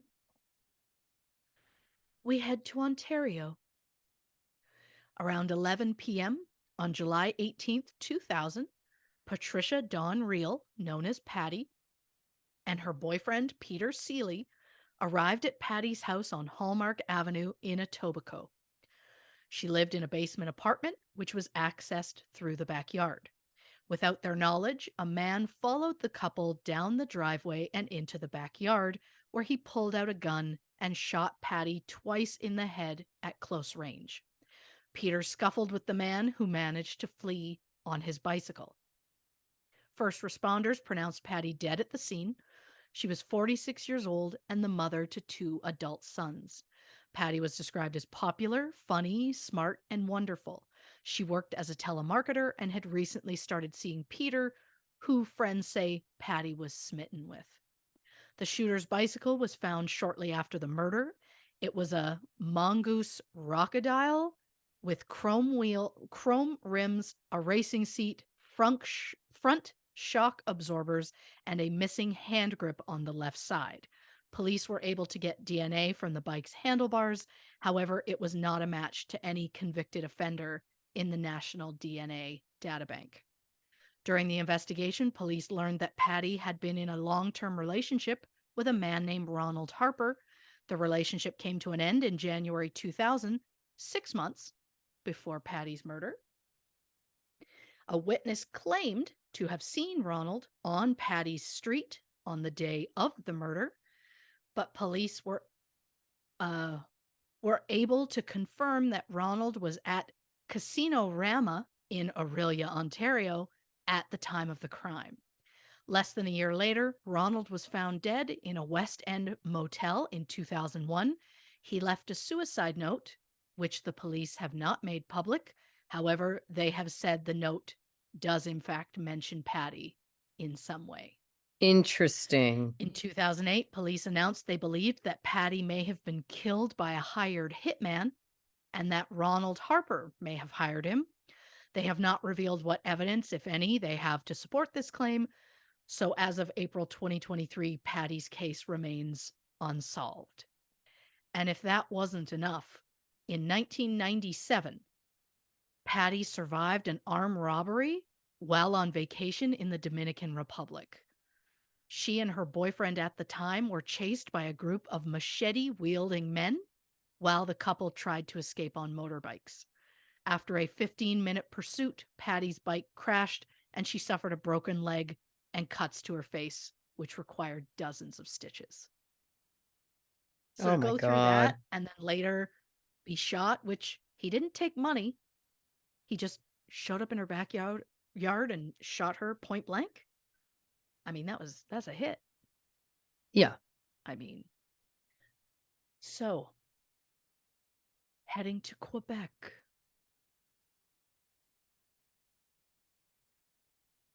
Paul Frappier was born May 8th, 1977 in Haiti. When he was quite young, Paul's family moved to Quebec, Canada, living in Saint Lazare and Hudson before settling in Montreal. Paul struggled in school due to problems with dyslexia, so he left home during his teens. To make money, Paul started playing the harmonica on the streets, where he developed his skills and soon became the best busker, according to a 2005 issue of Montreal Mirror magazine. Paul continued to develop his music, going by the stage name Bad News Brown. He made a name for himself playing the harmonica over hip-hop beats. He opened for artists such as Kanye West, 50 Cent, and Snoop Dogg Wow. before releasing his debut album, Born to Sin, in 2009. Paul also had an interest in film, appearing in the 2003 documentary Music for a Blue Train, and then taking on a significant role in the 2011 movie Bum Rush. Around 10 p.m. on February 11th, 2011, Paul told his girlfriend Natasha he was going out to meet someone. Around midnight, a couple who had been walking in an industrial area near the Lachine Canal found Paul lying on the ground at the intersection of Richmond and William Streets. He had what police described as, quote, clear signs of violence to his upper body and was pronounced dead at the scene. Paul was 33 at the time of his death and the father to a young son. He was described as a loving father, a loving partner, and an immense talent. No motive for the crime has ever been found, and no suspects have ever been named publicly. And as of April 2023, Paul's murder remains unsolved. Wow. So much to get into here. All right, I'm jumping back. Yeah. Alberta. Alfred and Dolores Palmer. This is fascinating. And I know we touched on it in the moment, but it just feels to me again, there's a real clear motive here. If Dad Alfred is going to leave the farm, which is surely like a giant thing in this family, Sure. to his daughter-in-law rather than his son. Now, granted, one could argue that, well, then isn't it technically just still going to the same couple? But I don't need to explain to you that ego and hubris and all of those things can play a big part when we're talking about these kinds of crimes. So that is interesting because, again, it's either the only real options, it feels like it is, given the information that we have, is either a random crime or someone in the family, so or someone that the family knew. Sure. And when you're looking again at motive, the only real motive we're seeing here, if that rumor is true, feels very clear.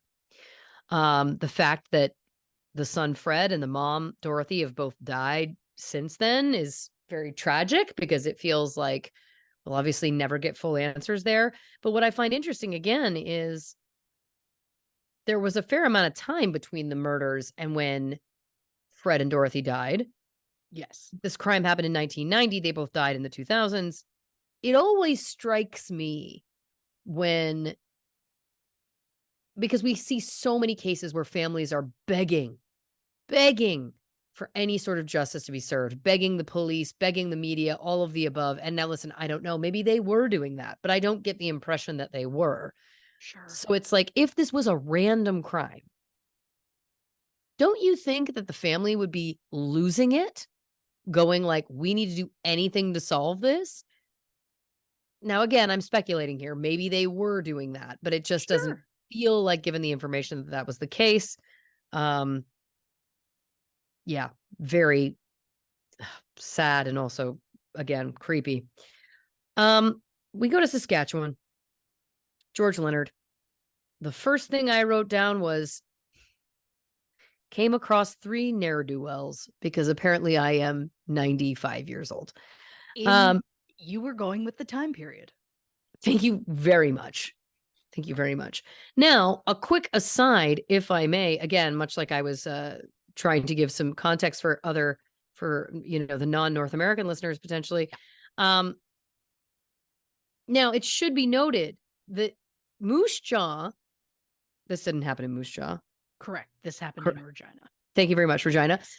But it should be noted that there was a very famous mob tie to Moose Jaw, Saskatchewan, which was, of course, Al Capone. Sure. During Prohibition, there was the illegal booze running. Yeah. Now, this was was there?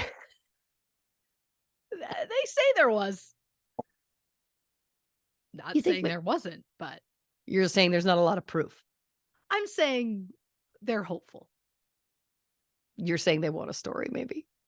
They might. Okay. Well, the point is that the tunnel tours are lovely. So there you go. Yeah, the idea being that there was tunnels from the States into Saskatchewan to run, illegal alcohol. All I'm saying is that the first thing that popped into my mind was this mob related? Oh, See what I'm saying? I do see what you're saying. And then the other thing I thought was, I wanna remind you, they said, well, his gun was under his tunic, making him unable to defend himself, so then they started putting the gun on the outside. But I would also just like to offer, in the grand scheme of this show, where we try and come up with any possibilities, Sure. is it that he couldn't get the gun out in time? Or did he know his attackers? Sure. Because we're basing everything we know on hearsay. So is it possible that either it was mob related and he knew those guys and came across some of them and then things went south? Or is it also possible that this was people that he knew that weren't mob related? Were these other cops? Is there some other motive that could be possible? Oh, there's also the possibility that the guy that was the witness that told them there was 3 men and everything that happened, it's possible that that was really the shooter. That was like, Well, "You're I thought, looking for 3 men." yep, not me. Yep. Not at all me. No, because clearly I'm talking to the coppas. The coppas. See, this is what happens when we go 1930s. Yeah, it's more than possible that this witness, it's like, what were you doing in that area at the time? Right? But it was just, we saw this happen and they went, that makes sense. Yeah, it's odd. All right, moving on to Nunavut. Uh, Mary Birmingham, 1986. This is so tragic. The family goes with her brother to Quebec for him to get his cancer treatments, and she gets murdered. My God. Um,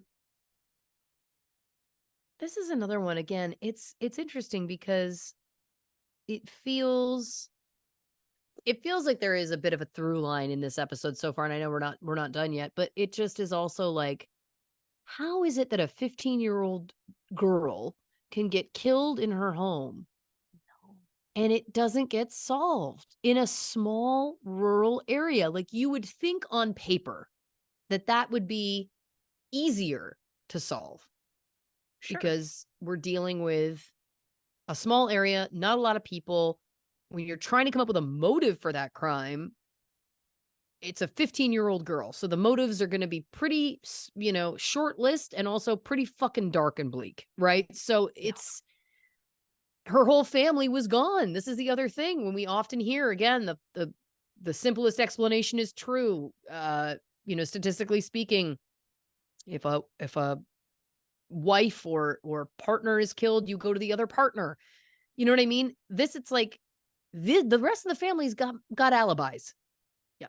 Thousands and thousands of kilometers away. Kilometers, because 'cause we're talking Canada. Thank you so much. Um, you know what I'm saying? So it's like, again, it just feels to me like in some ways that's more difficult, but in some ways it's a lot easier. She wasn't living in a bustling metropolis, but yet here we are, and it's still unsolved now, almost 40 years later, which is just so sad. And the fact that the whole family was rallying around a sick child, and I then know. while doing so, another child was murdered, just feels truly so bleak. Manitoba, Tina Fontaine, another sad one. I mean, they're all sad, but just the fact that, she had left her mother, her father is killed, she's living a good life with her great aunt and uncle. Her father's death kind of unravels her, which, by the way, more than fair. I Oh, think yeah. that that's completely a normal human response. Um, but the real point where this one got me, this one burned my ass, was thank you very much. She ran away, but the police didn't pay attention or take it seriously because, again, as we know, in general, we've heard this, not to bring up Gacy, which I've been referencing so often lately, but It the affected you. story, it did. But the story in that case over and over again was these teenage boys were going missing, and the police kept saying, like, oh, he's just run away, he'll go home. This is a situation where the police had come across her when she had run away. Yep. And did nothing. And had it Yep. just been looked into with a very simple line of questioning, Yep. again, like you're saying, putting it into a police computer, she could have been returned to her great aunt and uncle and potentially still lived. And that's so sad. I think maybe again, and look, I understand that the we're talking about the manpower on police forces and all of the above, but like much like I always say, even if it's a suicide, let's treat the crime scene as though it's a murder, which I Yeah. firmly stand behind. Oh, 100%. Wouldn't it be nice that if you came across a young gal, a 15-year-old gal, um, that you did your due diligence, really, really made sure that she wasn't in a bad way or potentially lying about what was going on with her or whatever?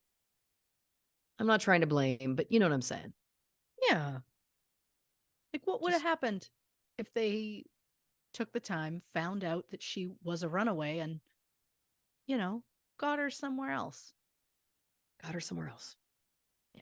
Well, in this case, would have saved her life. Yeah. Patty, Ontario. Shout out to Etobicoke. I can't remember which documentary it was I was watching, but they kept pronouncing it Etobicoke. Ouch. It was Americans Oh, doing the sure. documentary. So for those listening who are curious, the spelling is Etobicoke. So it reads Etobicoke, but it is pronounced Etobicoke. And Yes. yeah, I can't remember the documentary I was watching, but they kept saying it over and over again, and it almost made me have to tune out because I was like, this is And here's the thing. I know that a lot of times I will mispronounce the name of a place, something like that. Etobicoke is not just what locals call it. Etobicoke is just no, literally what it's called. that's And I just the know sometimes pronunciation. uh, I don't pronounce something the way a certain like a local would in a certain area, but that's because I'm not a local to that area. It's also why I say Toronto Right. instead of Toronto. Yeah. Toronto is accurate, Yep. but people who are very familiar with it, it's Toronto. Yeah. So you just forget that second T even exists. You know what I Yeah. mean? We're not interested in it. It's just not there. But I'm not gonna. If somebody wants to say Toronto, that is accurate. Yeah. Etobicoke is not. Yeah. It's not accurate. It's not, and it takes 2 seconds to Google Well, that. it just, for me, it was like if you're watching a documentary where we are to believe that the case had been deeply researched, then it's like you hadn't come across any news or anything that would have told you how to pronounce it. Like it just, Sure. you're researching also a case a week. Let's also remember this. So if the nuance of how something is pronounced isn't there, maybe it's because you're on a real timeline and you're doing what larger scale documentaries do equally as well in months of time, months I of research, years of research, all of the above. Christy gets like 7 days, if that, maybe 5. So, that's the other thing to remember here too. And to your point, it's not a localism. It's just that it was sure. it's the way that the word is pronounced. So, Yes. um, yeah, If I'm not sure and I'm not familiar, I will specifically go hunt down videos. I'm always looking for like a news story that outright mentions the word so I right. can hear how somebody says it, or I will Google just literally the in pronunciation to try and figure out how it's said. But And you're doing that on with 5 days turnaround as opposed to a documentary that sometimes has months or years of time. That's my point. sometimes the turnaround is really short. And look, it's like a stab in the eye when I watch a documentary as part of the research and they talk about how they've been researching it for years. And I'm like, what's that like? I mean, it also, I mean, the time, I'm sure there's positive and negative. The same being buried in the same case for months and years would be so depressing, whereas it's depressing to have new cases all the time Oh because you yeah, never have it's the definition of no same material. shit, different pot. Yeah. Is that the expression? I believe it is. Okay. We're, we're gonna run with that. I'll I look it up on the I next guess break. I just assumed it was same shit, different pile. I'm pretty sure it's pot, believe it or not. Oh, hey, Like you're shitting sure. in a pot. Like a like the pot you put under the bed in the olden times, not like a Yeah, pot you put on the stove. correct. Got it. But I digress. We'll get I'm back into drink this in a minute. again. Fuck! I said I wasn't going to talk about shit 2 weeks in a row. You know what? Don't fight it. Well, fingers crossed I don't go 3 weeks. All right. So, Patty Reel. Um, this one is very interesting to me because also Casino Rama, love the local references. Aurelia, that's a far drive, by the way, for people who are interested. Like Etobicoke to Aurelia is hours. So if he was definitely at Casino Rama, Yeah. then he definitely didn't personally commit the murder. But to that I say, when I think about giant landmarks that are drivable within that area, it would seem as though, I'm going to put it out there, maybe if somebody had hired a hit out on someone, Casino Rama is far enough away that there's no way that you're going to be, you know what I mean? I would like to know, how often did he frequent Casino Rama? Was Yep. there a specific, like a special event happening that evening as to why he was there? Was he only there as a specific reason to have an alibi? And shout out Aurelia. I used to live there way back in 30. Live in Aurelia. How do you when I was like 2? No, really? Didn't I? Oh, yes. Yes. I'm When not gonna did you go second for guess myself. Picton? I don't know. We're gonna get into this in the I break I also. I'm fairly certain there were 3 small town Ontario before we did Swan River, before Yorkton, Regina, Moose Jaw. Oh, Yeah, because have it we was ever talked about this? Picton, Aurelia, and Sterling. Well, Aurelia was that's No that's a kidding. ways. Well, that Picton to Sterling made sense because you were slowly moving. sure. Wow. Okay. No, I'm sure you're not lying. Well, no, I you're gonna love this. Now I'm like, well, my family talked about it so much. Is it possible they lived there before I was born? that's possible. Because I swear that we did 3 moves in Ontario and then Well, moved to Manitoba when I was like 4-ish, and then to well, Saskatchewan. we'll get into this. We're gonna talk about this in the break. What I love is we've known each other for over 40 years. Yep. And I say, "Oh, this place, I lived there." And you're like, "You did not." I like it a lot. It just feels impossible that there's something I can still learn about you. But what's nice to know is that there is. Yeah. Always So, learning. I like always it. learning. Yeah. But yes, anyway, so my point is that Casino Rama feels like a real obvious destination if you want to make sure you have an alibi in the area. And it's far enough away that it's not one of those things where we talk about on this show sometimes about like, is there a timeline where the person could have gotten there and gotten back? You know what I'm Sure. saying? It's far enough away that it's like, if he's there, he's there. He didn't commit the murder. And also, it's a place you can guarantee they're filming you, and Exactly. there's gonna be footage of you being there. And the fact that he later took his own life, mentioned Patty in the suicide note, but the police have never revealed the note. Why wouldn't you reveal the note unless there was something incriminating in it? And my Yeah. next point would be, why wouldn't you reveal? I mean, I don't understand the inner workings, obviously, of how the police work cases also, but to me, if you know that it was a hit, isn't there something to be gained by going public saying we know this was a hit, i.e., we're on your tail, we're coming for you? We're not talking about a normal person, I'm assuming, where you don't want to reveal too much publicly because they could go into hiding, they could destroy evidence, Sure. whatever. You're talking about a hitman, a Yeah. contract killer. I just feel like, to me, it's like putting it out there that you're onto them could be helpful in the case. But again, what do I know? And then Quebec, of course, Paul Frappier. I mean, how sad also this opening up for these big musicians, sounding like, you know, very talented.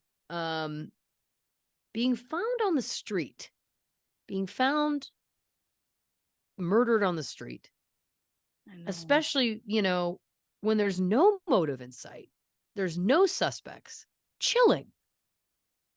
Yeah. It's unsettling. It's unsettling. Not that it's ever more settling, but with if there is a motive or suspects, but I do feel like it feels like there's some kind of carriage of justice that's being at least attempted to happen. Um, and again, crimes with no motive, first of all, rare. There usually is a motive of some kind, even if it's just a crime of opportunity. There's at least some explanation. But when there's absolutely no explanation, that's the kind of Right? stuff that keeps me up at night. Mm-hmm.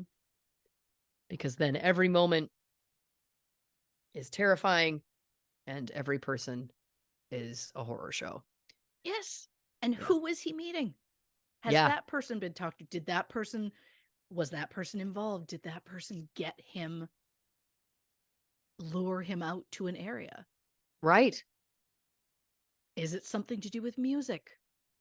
That they were taking down a rival or something? Right.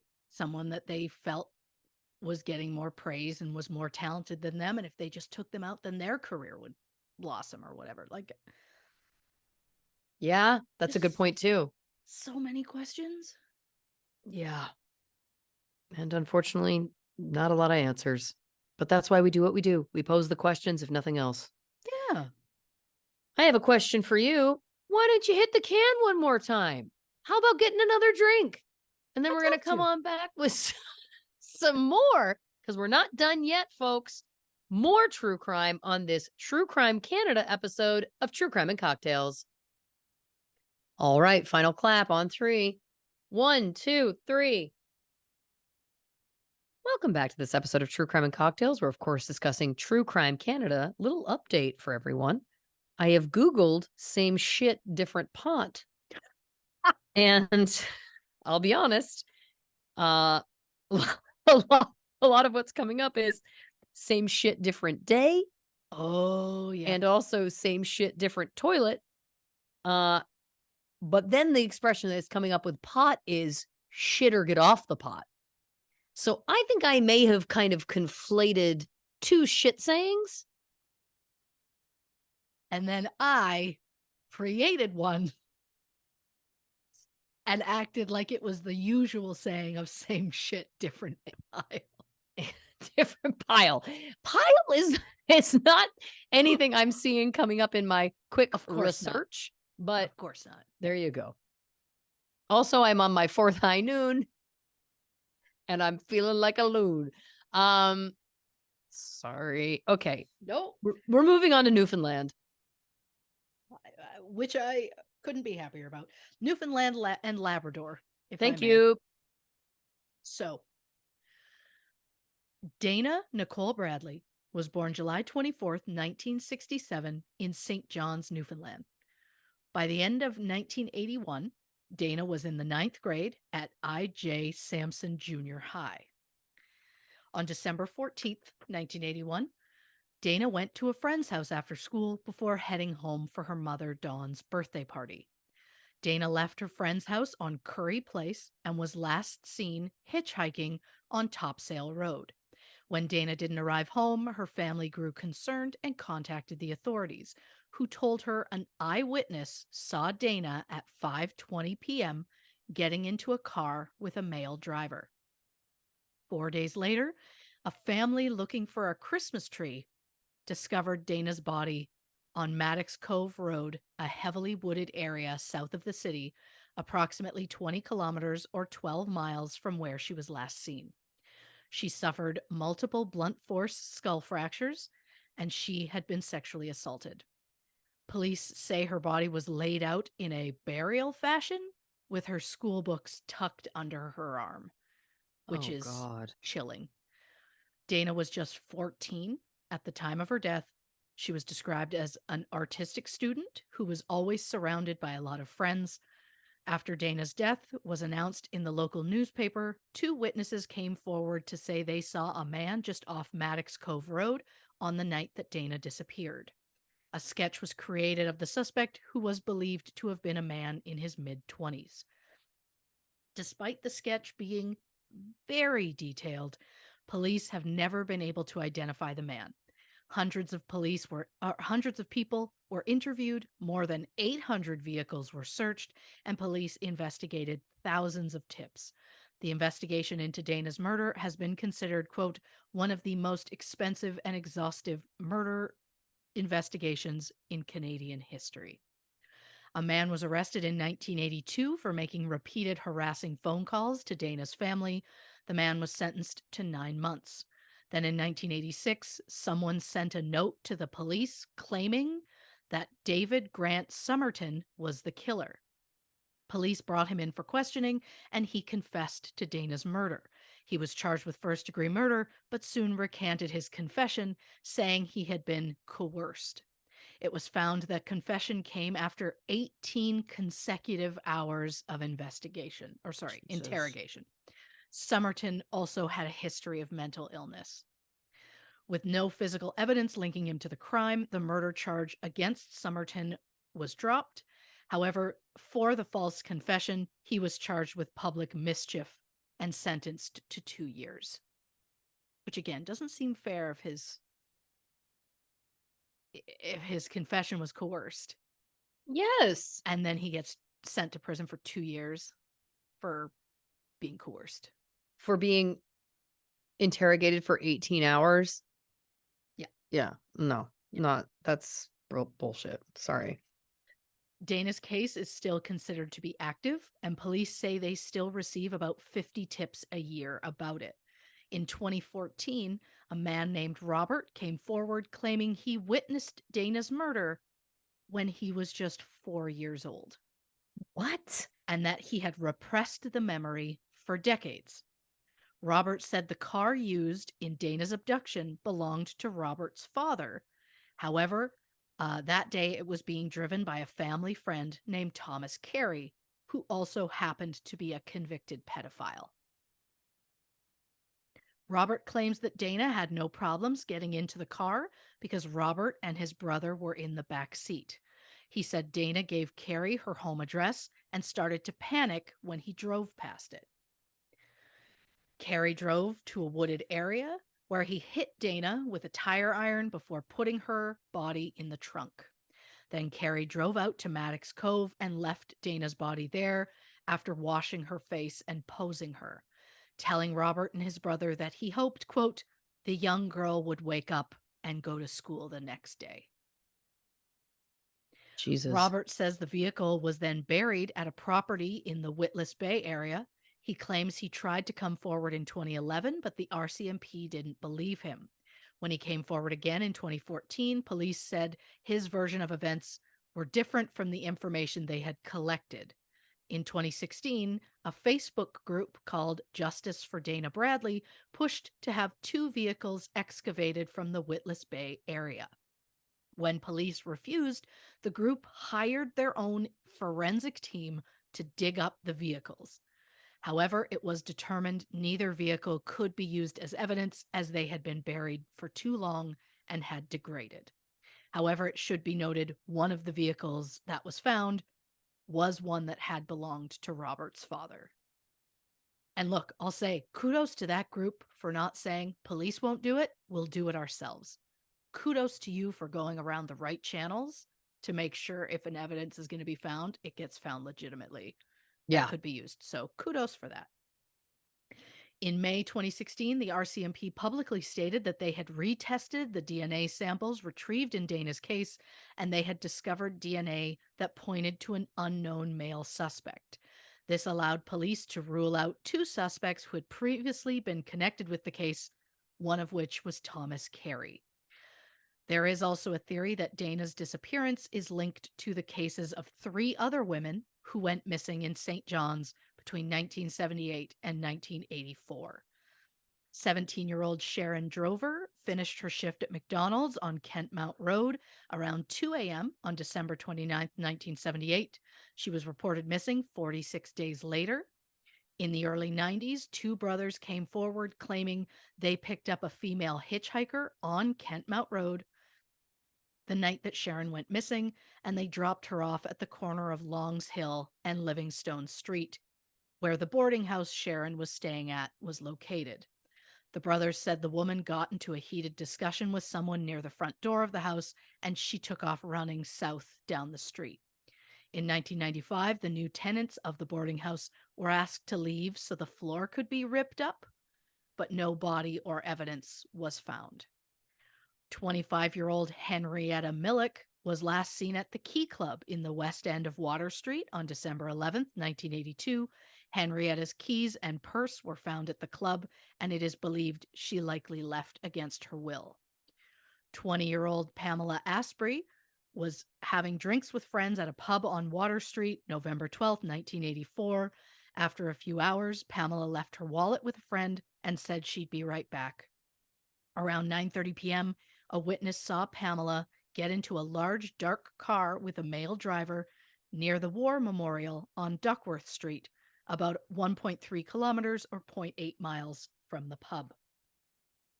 Sharon, Henrietta, and Pamela have not been seen or heard from since.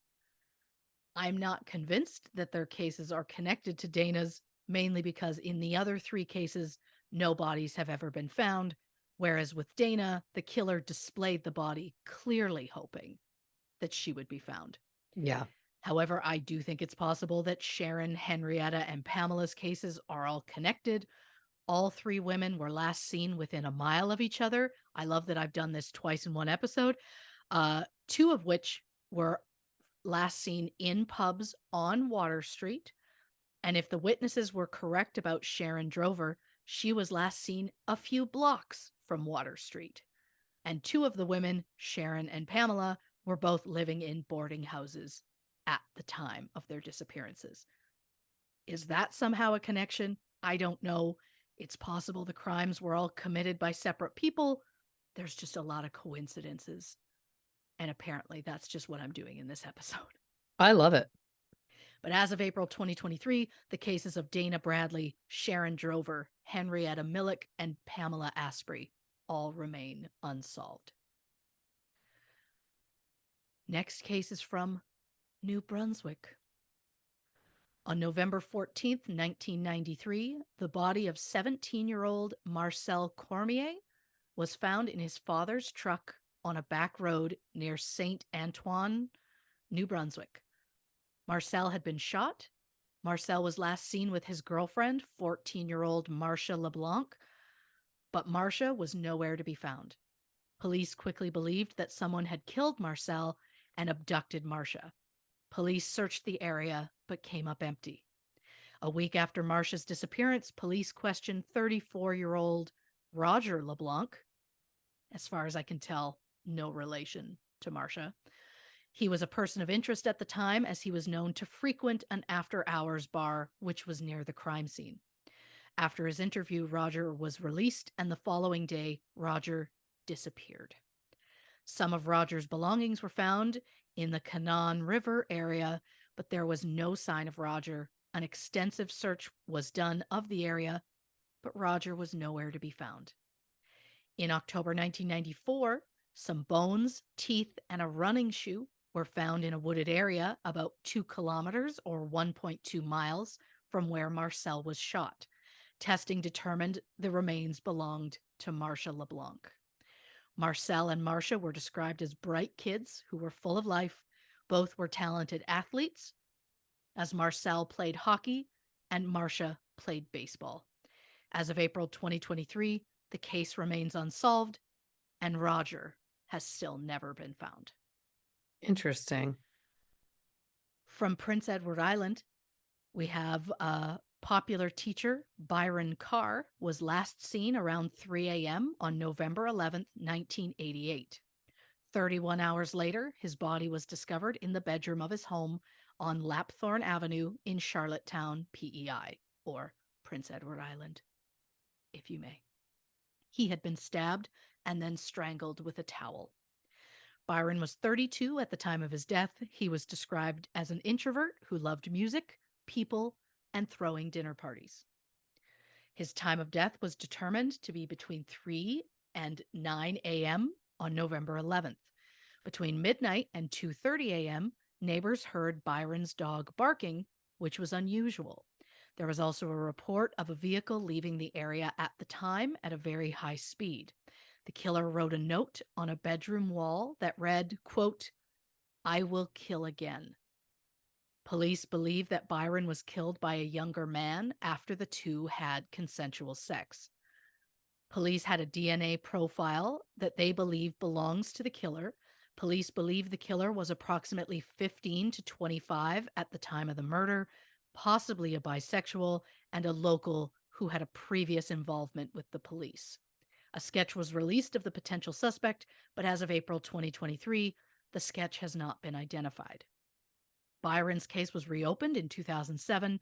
Police announced they believe the killer returned to the scene that night with an accomplice to remove evidence.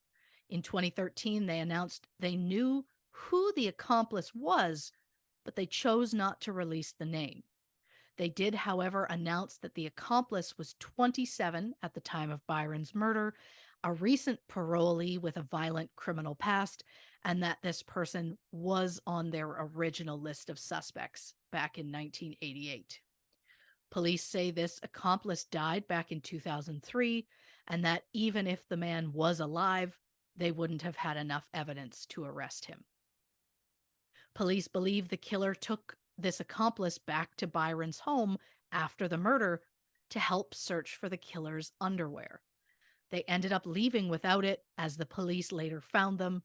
They were unable to find a DNA match, and all that was said publicly about the underwear is that they were Zeller's brand, which I don't know how helpful that would have been, but police also managed to get DNA from the heel of a sock that was found at the scene, and the DNA was different from the DNA found on the underwear, so police believe the sock belonged to a third party. As of April 2023, Byron's case remains unsolved. And the final case that I bring for you today, and the end of the whole true crime tour, in Nova Scotia. Shortly after 1 a.m. on August 28, 1999, recent high school graduate Jason McCullough left a house party on Joseph Young Street in Dartmouth, Nova Scotia. He was heading to the home he shared with his parents on Russell Street, just over 1 kilometer or 0.6 miles away. To get there, Jason took a shortcut through a playground called Highfield Park, something he had done many times before. Around 1:30 a.m., Jason was shot in the back of the head at near point-blank range. People living in the nearby duplexes heard the shot and called police. At 2:30 a.m., Jason's body was found on the path less than 6 blocks from his home. Jason was just 19 at the time of his death. He was described as friendly, down to earth, and the sweetest guy you could meet. Jason volunteered as a leader with the Boys and Girls Club and as a chief scout for Scouts Canada. Jason wasn't robbed, so police struggled to find a motive or a suspect. They had very few leads, so the case moved slowly. In 2000, police released a sketch of 5 persons of interest who were seen in the area at the time of the murder. A local newspaper decided to print the names of the 4 men, which maybe wasn't legally the right thing to do, but who knows? Just hours before Jason's death, 3 of those 5 men broke into a home of an acquaintance a few hundred meters from the path where Jason's body was discovered. The men broke into the house, demanded money, and one even pulled a gun. The men got away with hundreds of dollars in cash, but were later arrested. They all pled guilty to the robbery. None of them have ever been charged in connection with Jason's murder. In April 2006, police announced that they received new information that a woman may have been present at Highfield Park on the night of Jason's murder, but with no leads, Jason's case stalled. Police believe that Jason's death was likely a case of mistaken identity or that he was just in the wrong place at the wrong time. Police hope anyone who may have witnessed the crime will come forward to help give closure to Jason's family.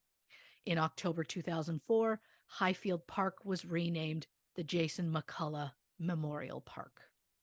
As of April 2023, Jason's case remains unsolved.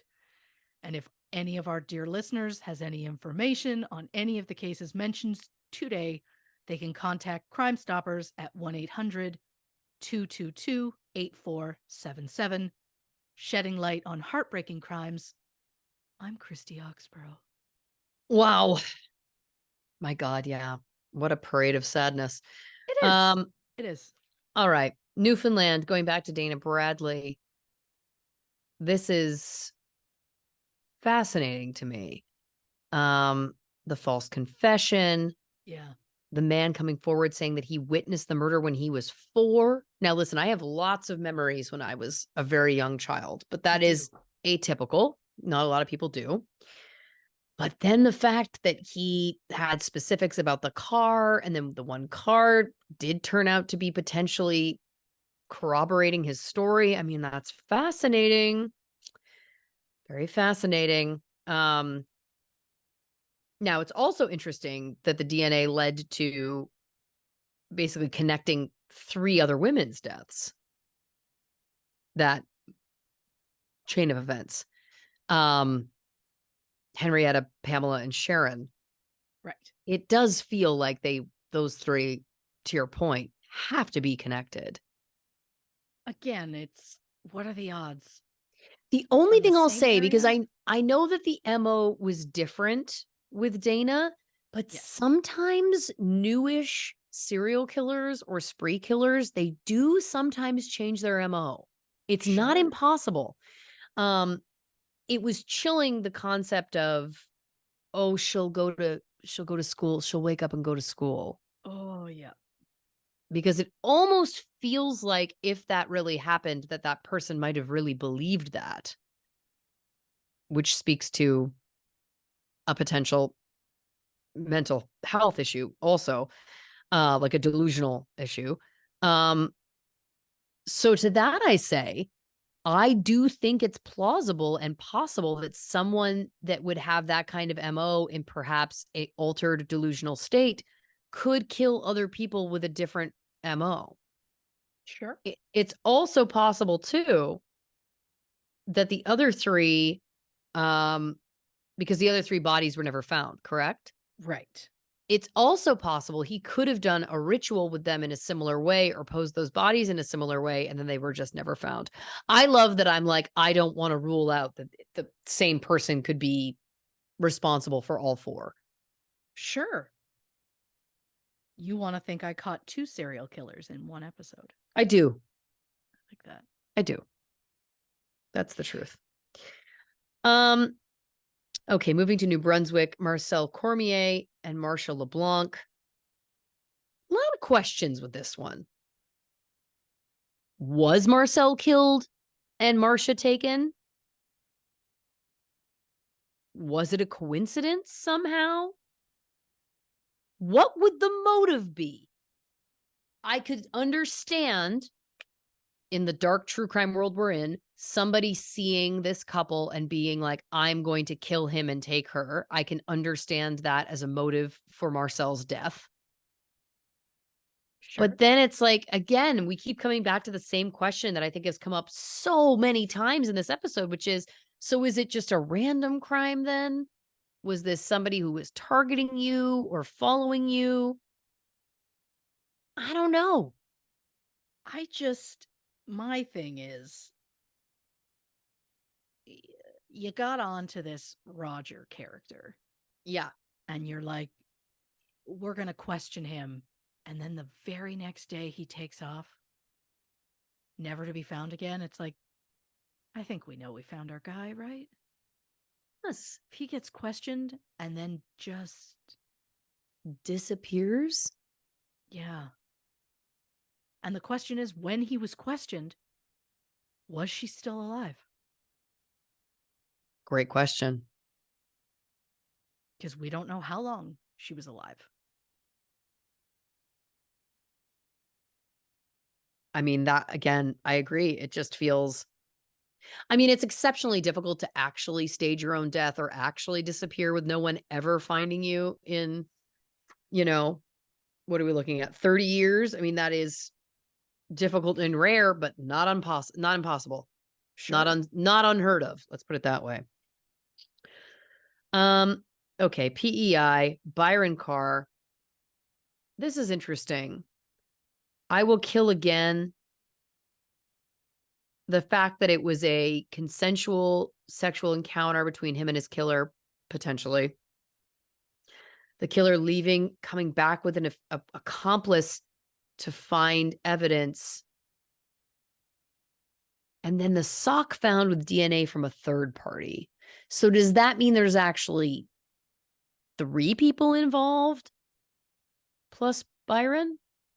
So the killer, an accomplice, and a second accomplice?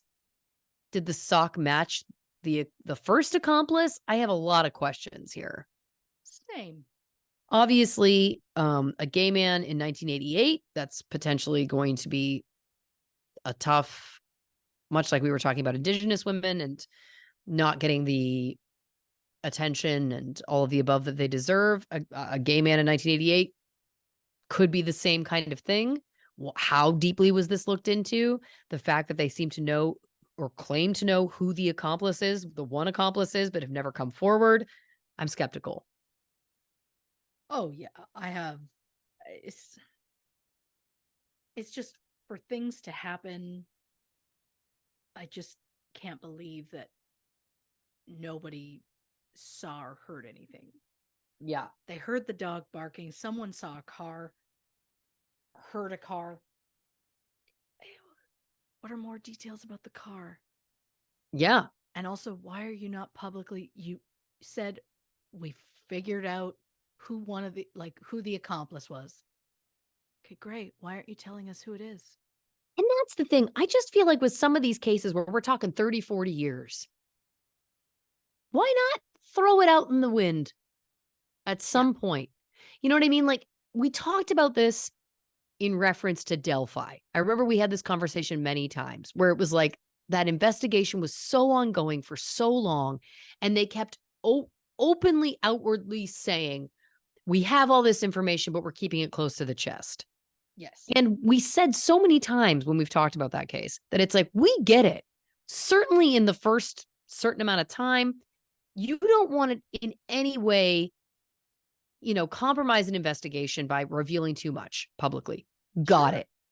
But the point that, again, and this is the part of the like psychology of detectives and police investigations that I don't understand the nuance of, obviously, is what point does it turn into, but isn't it a tactic or a move to reveal something publicly? Because again, it's like when something feels like it's stalling for many years and you're claiming we have this huge piece of information, it just makes it seem like you're lying if you don't eventually come forward with something Sure. publicly, you know? And this is another one of those cases where it's like, if you knew for sure who this accomplice was and you're not coming forward with it, have you questioned that person? Has that person come in and spoken to you? Does that person know that they are apparently this person of interest? Well, and the fact that the person has died, why aren't they announcing who they are publicly? Is there a rule about not Release speaking ill of the dead or something? release the sketch and the name of the accomplice, and anyone who knows the accomplice might have seen him with whoever the killer was. Yeah. Yeah. Oh, confounding. And finally, rounding the horn, bringing it home, Nova Scotia, Jason McCullough, um, shot in the back of the head at point blank range, 19. No. This is also like Nova Scotia, very quaint. This does not feel like the vibe of Nova Scotia. You know what I'm saying? Murders can happen anywhere. Don't get me wrong, but execution style murder? Jesus. Yeah. Um, I don't know. I mean, yeah, does it feel like this group of boys that essentially did a home invasion nearby with a gun that night would definitely be the place I'd start. Yeah.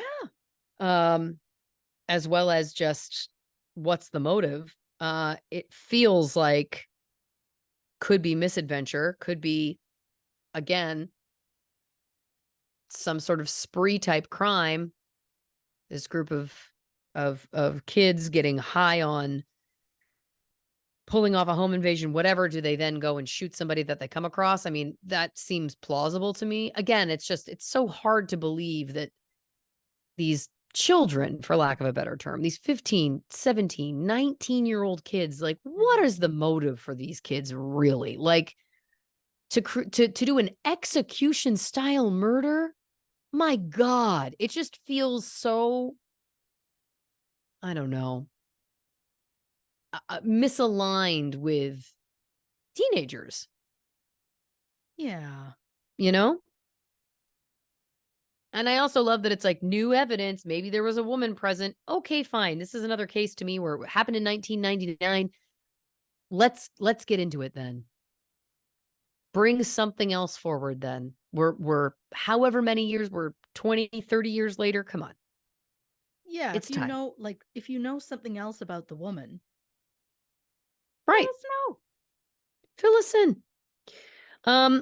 But listen, Christy Oxborrow, what a fantastic episode you have put together. I mean, the amount of research, the amount of cases, the fact that you took us from one end of the country to the other, it's truly impressive. And I cannot understate enough, or rather, I cannot overstate enough. Truly, your level of work never ceases to amaze. You are too kind.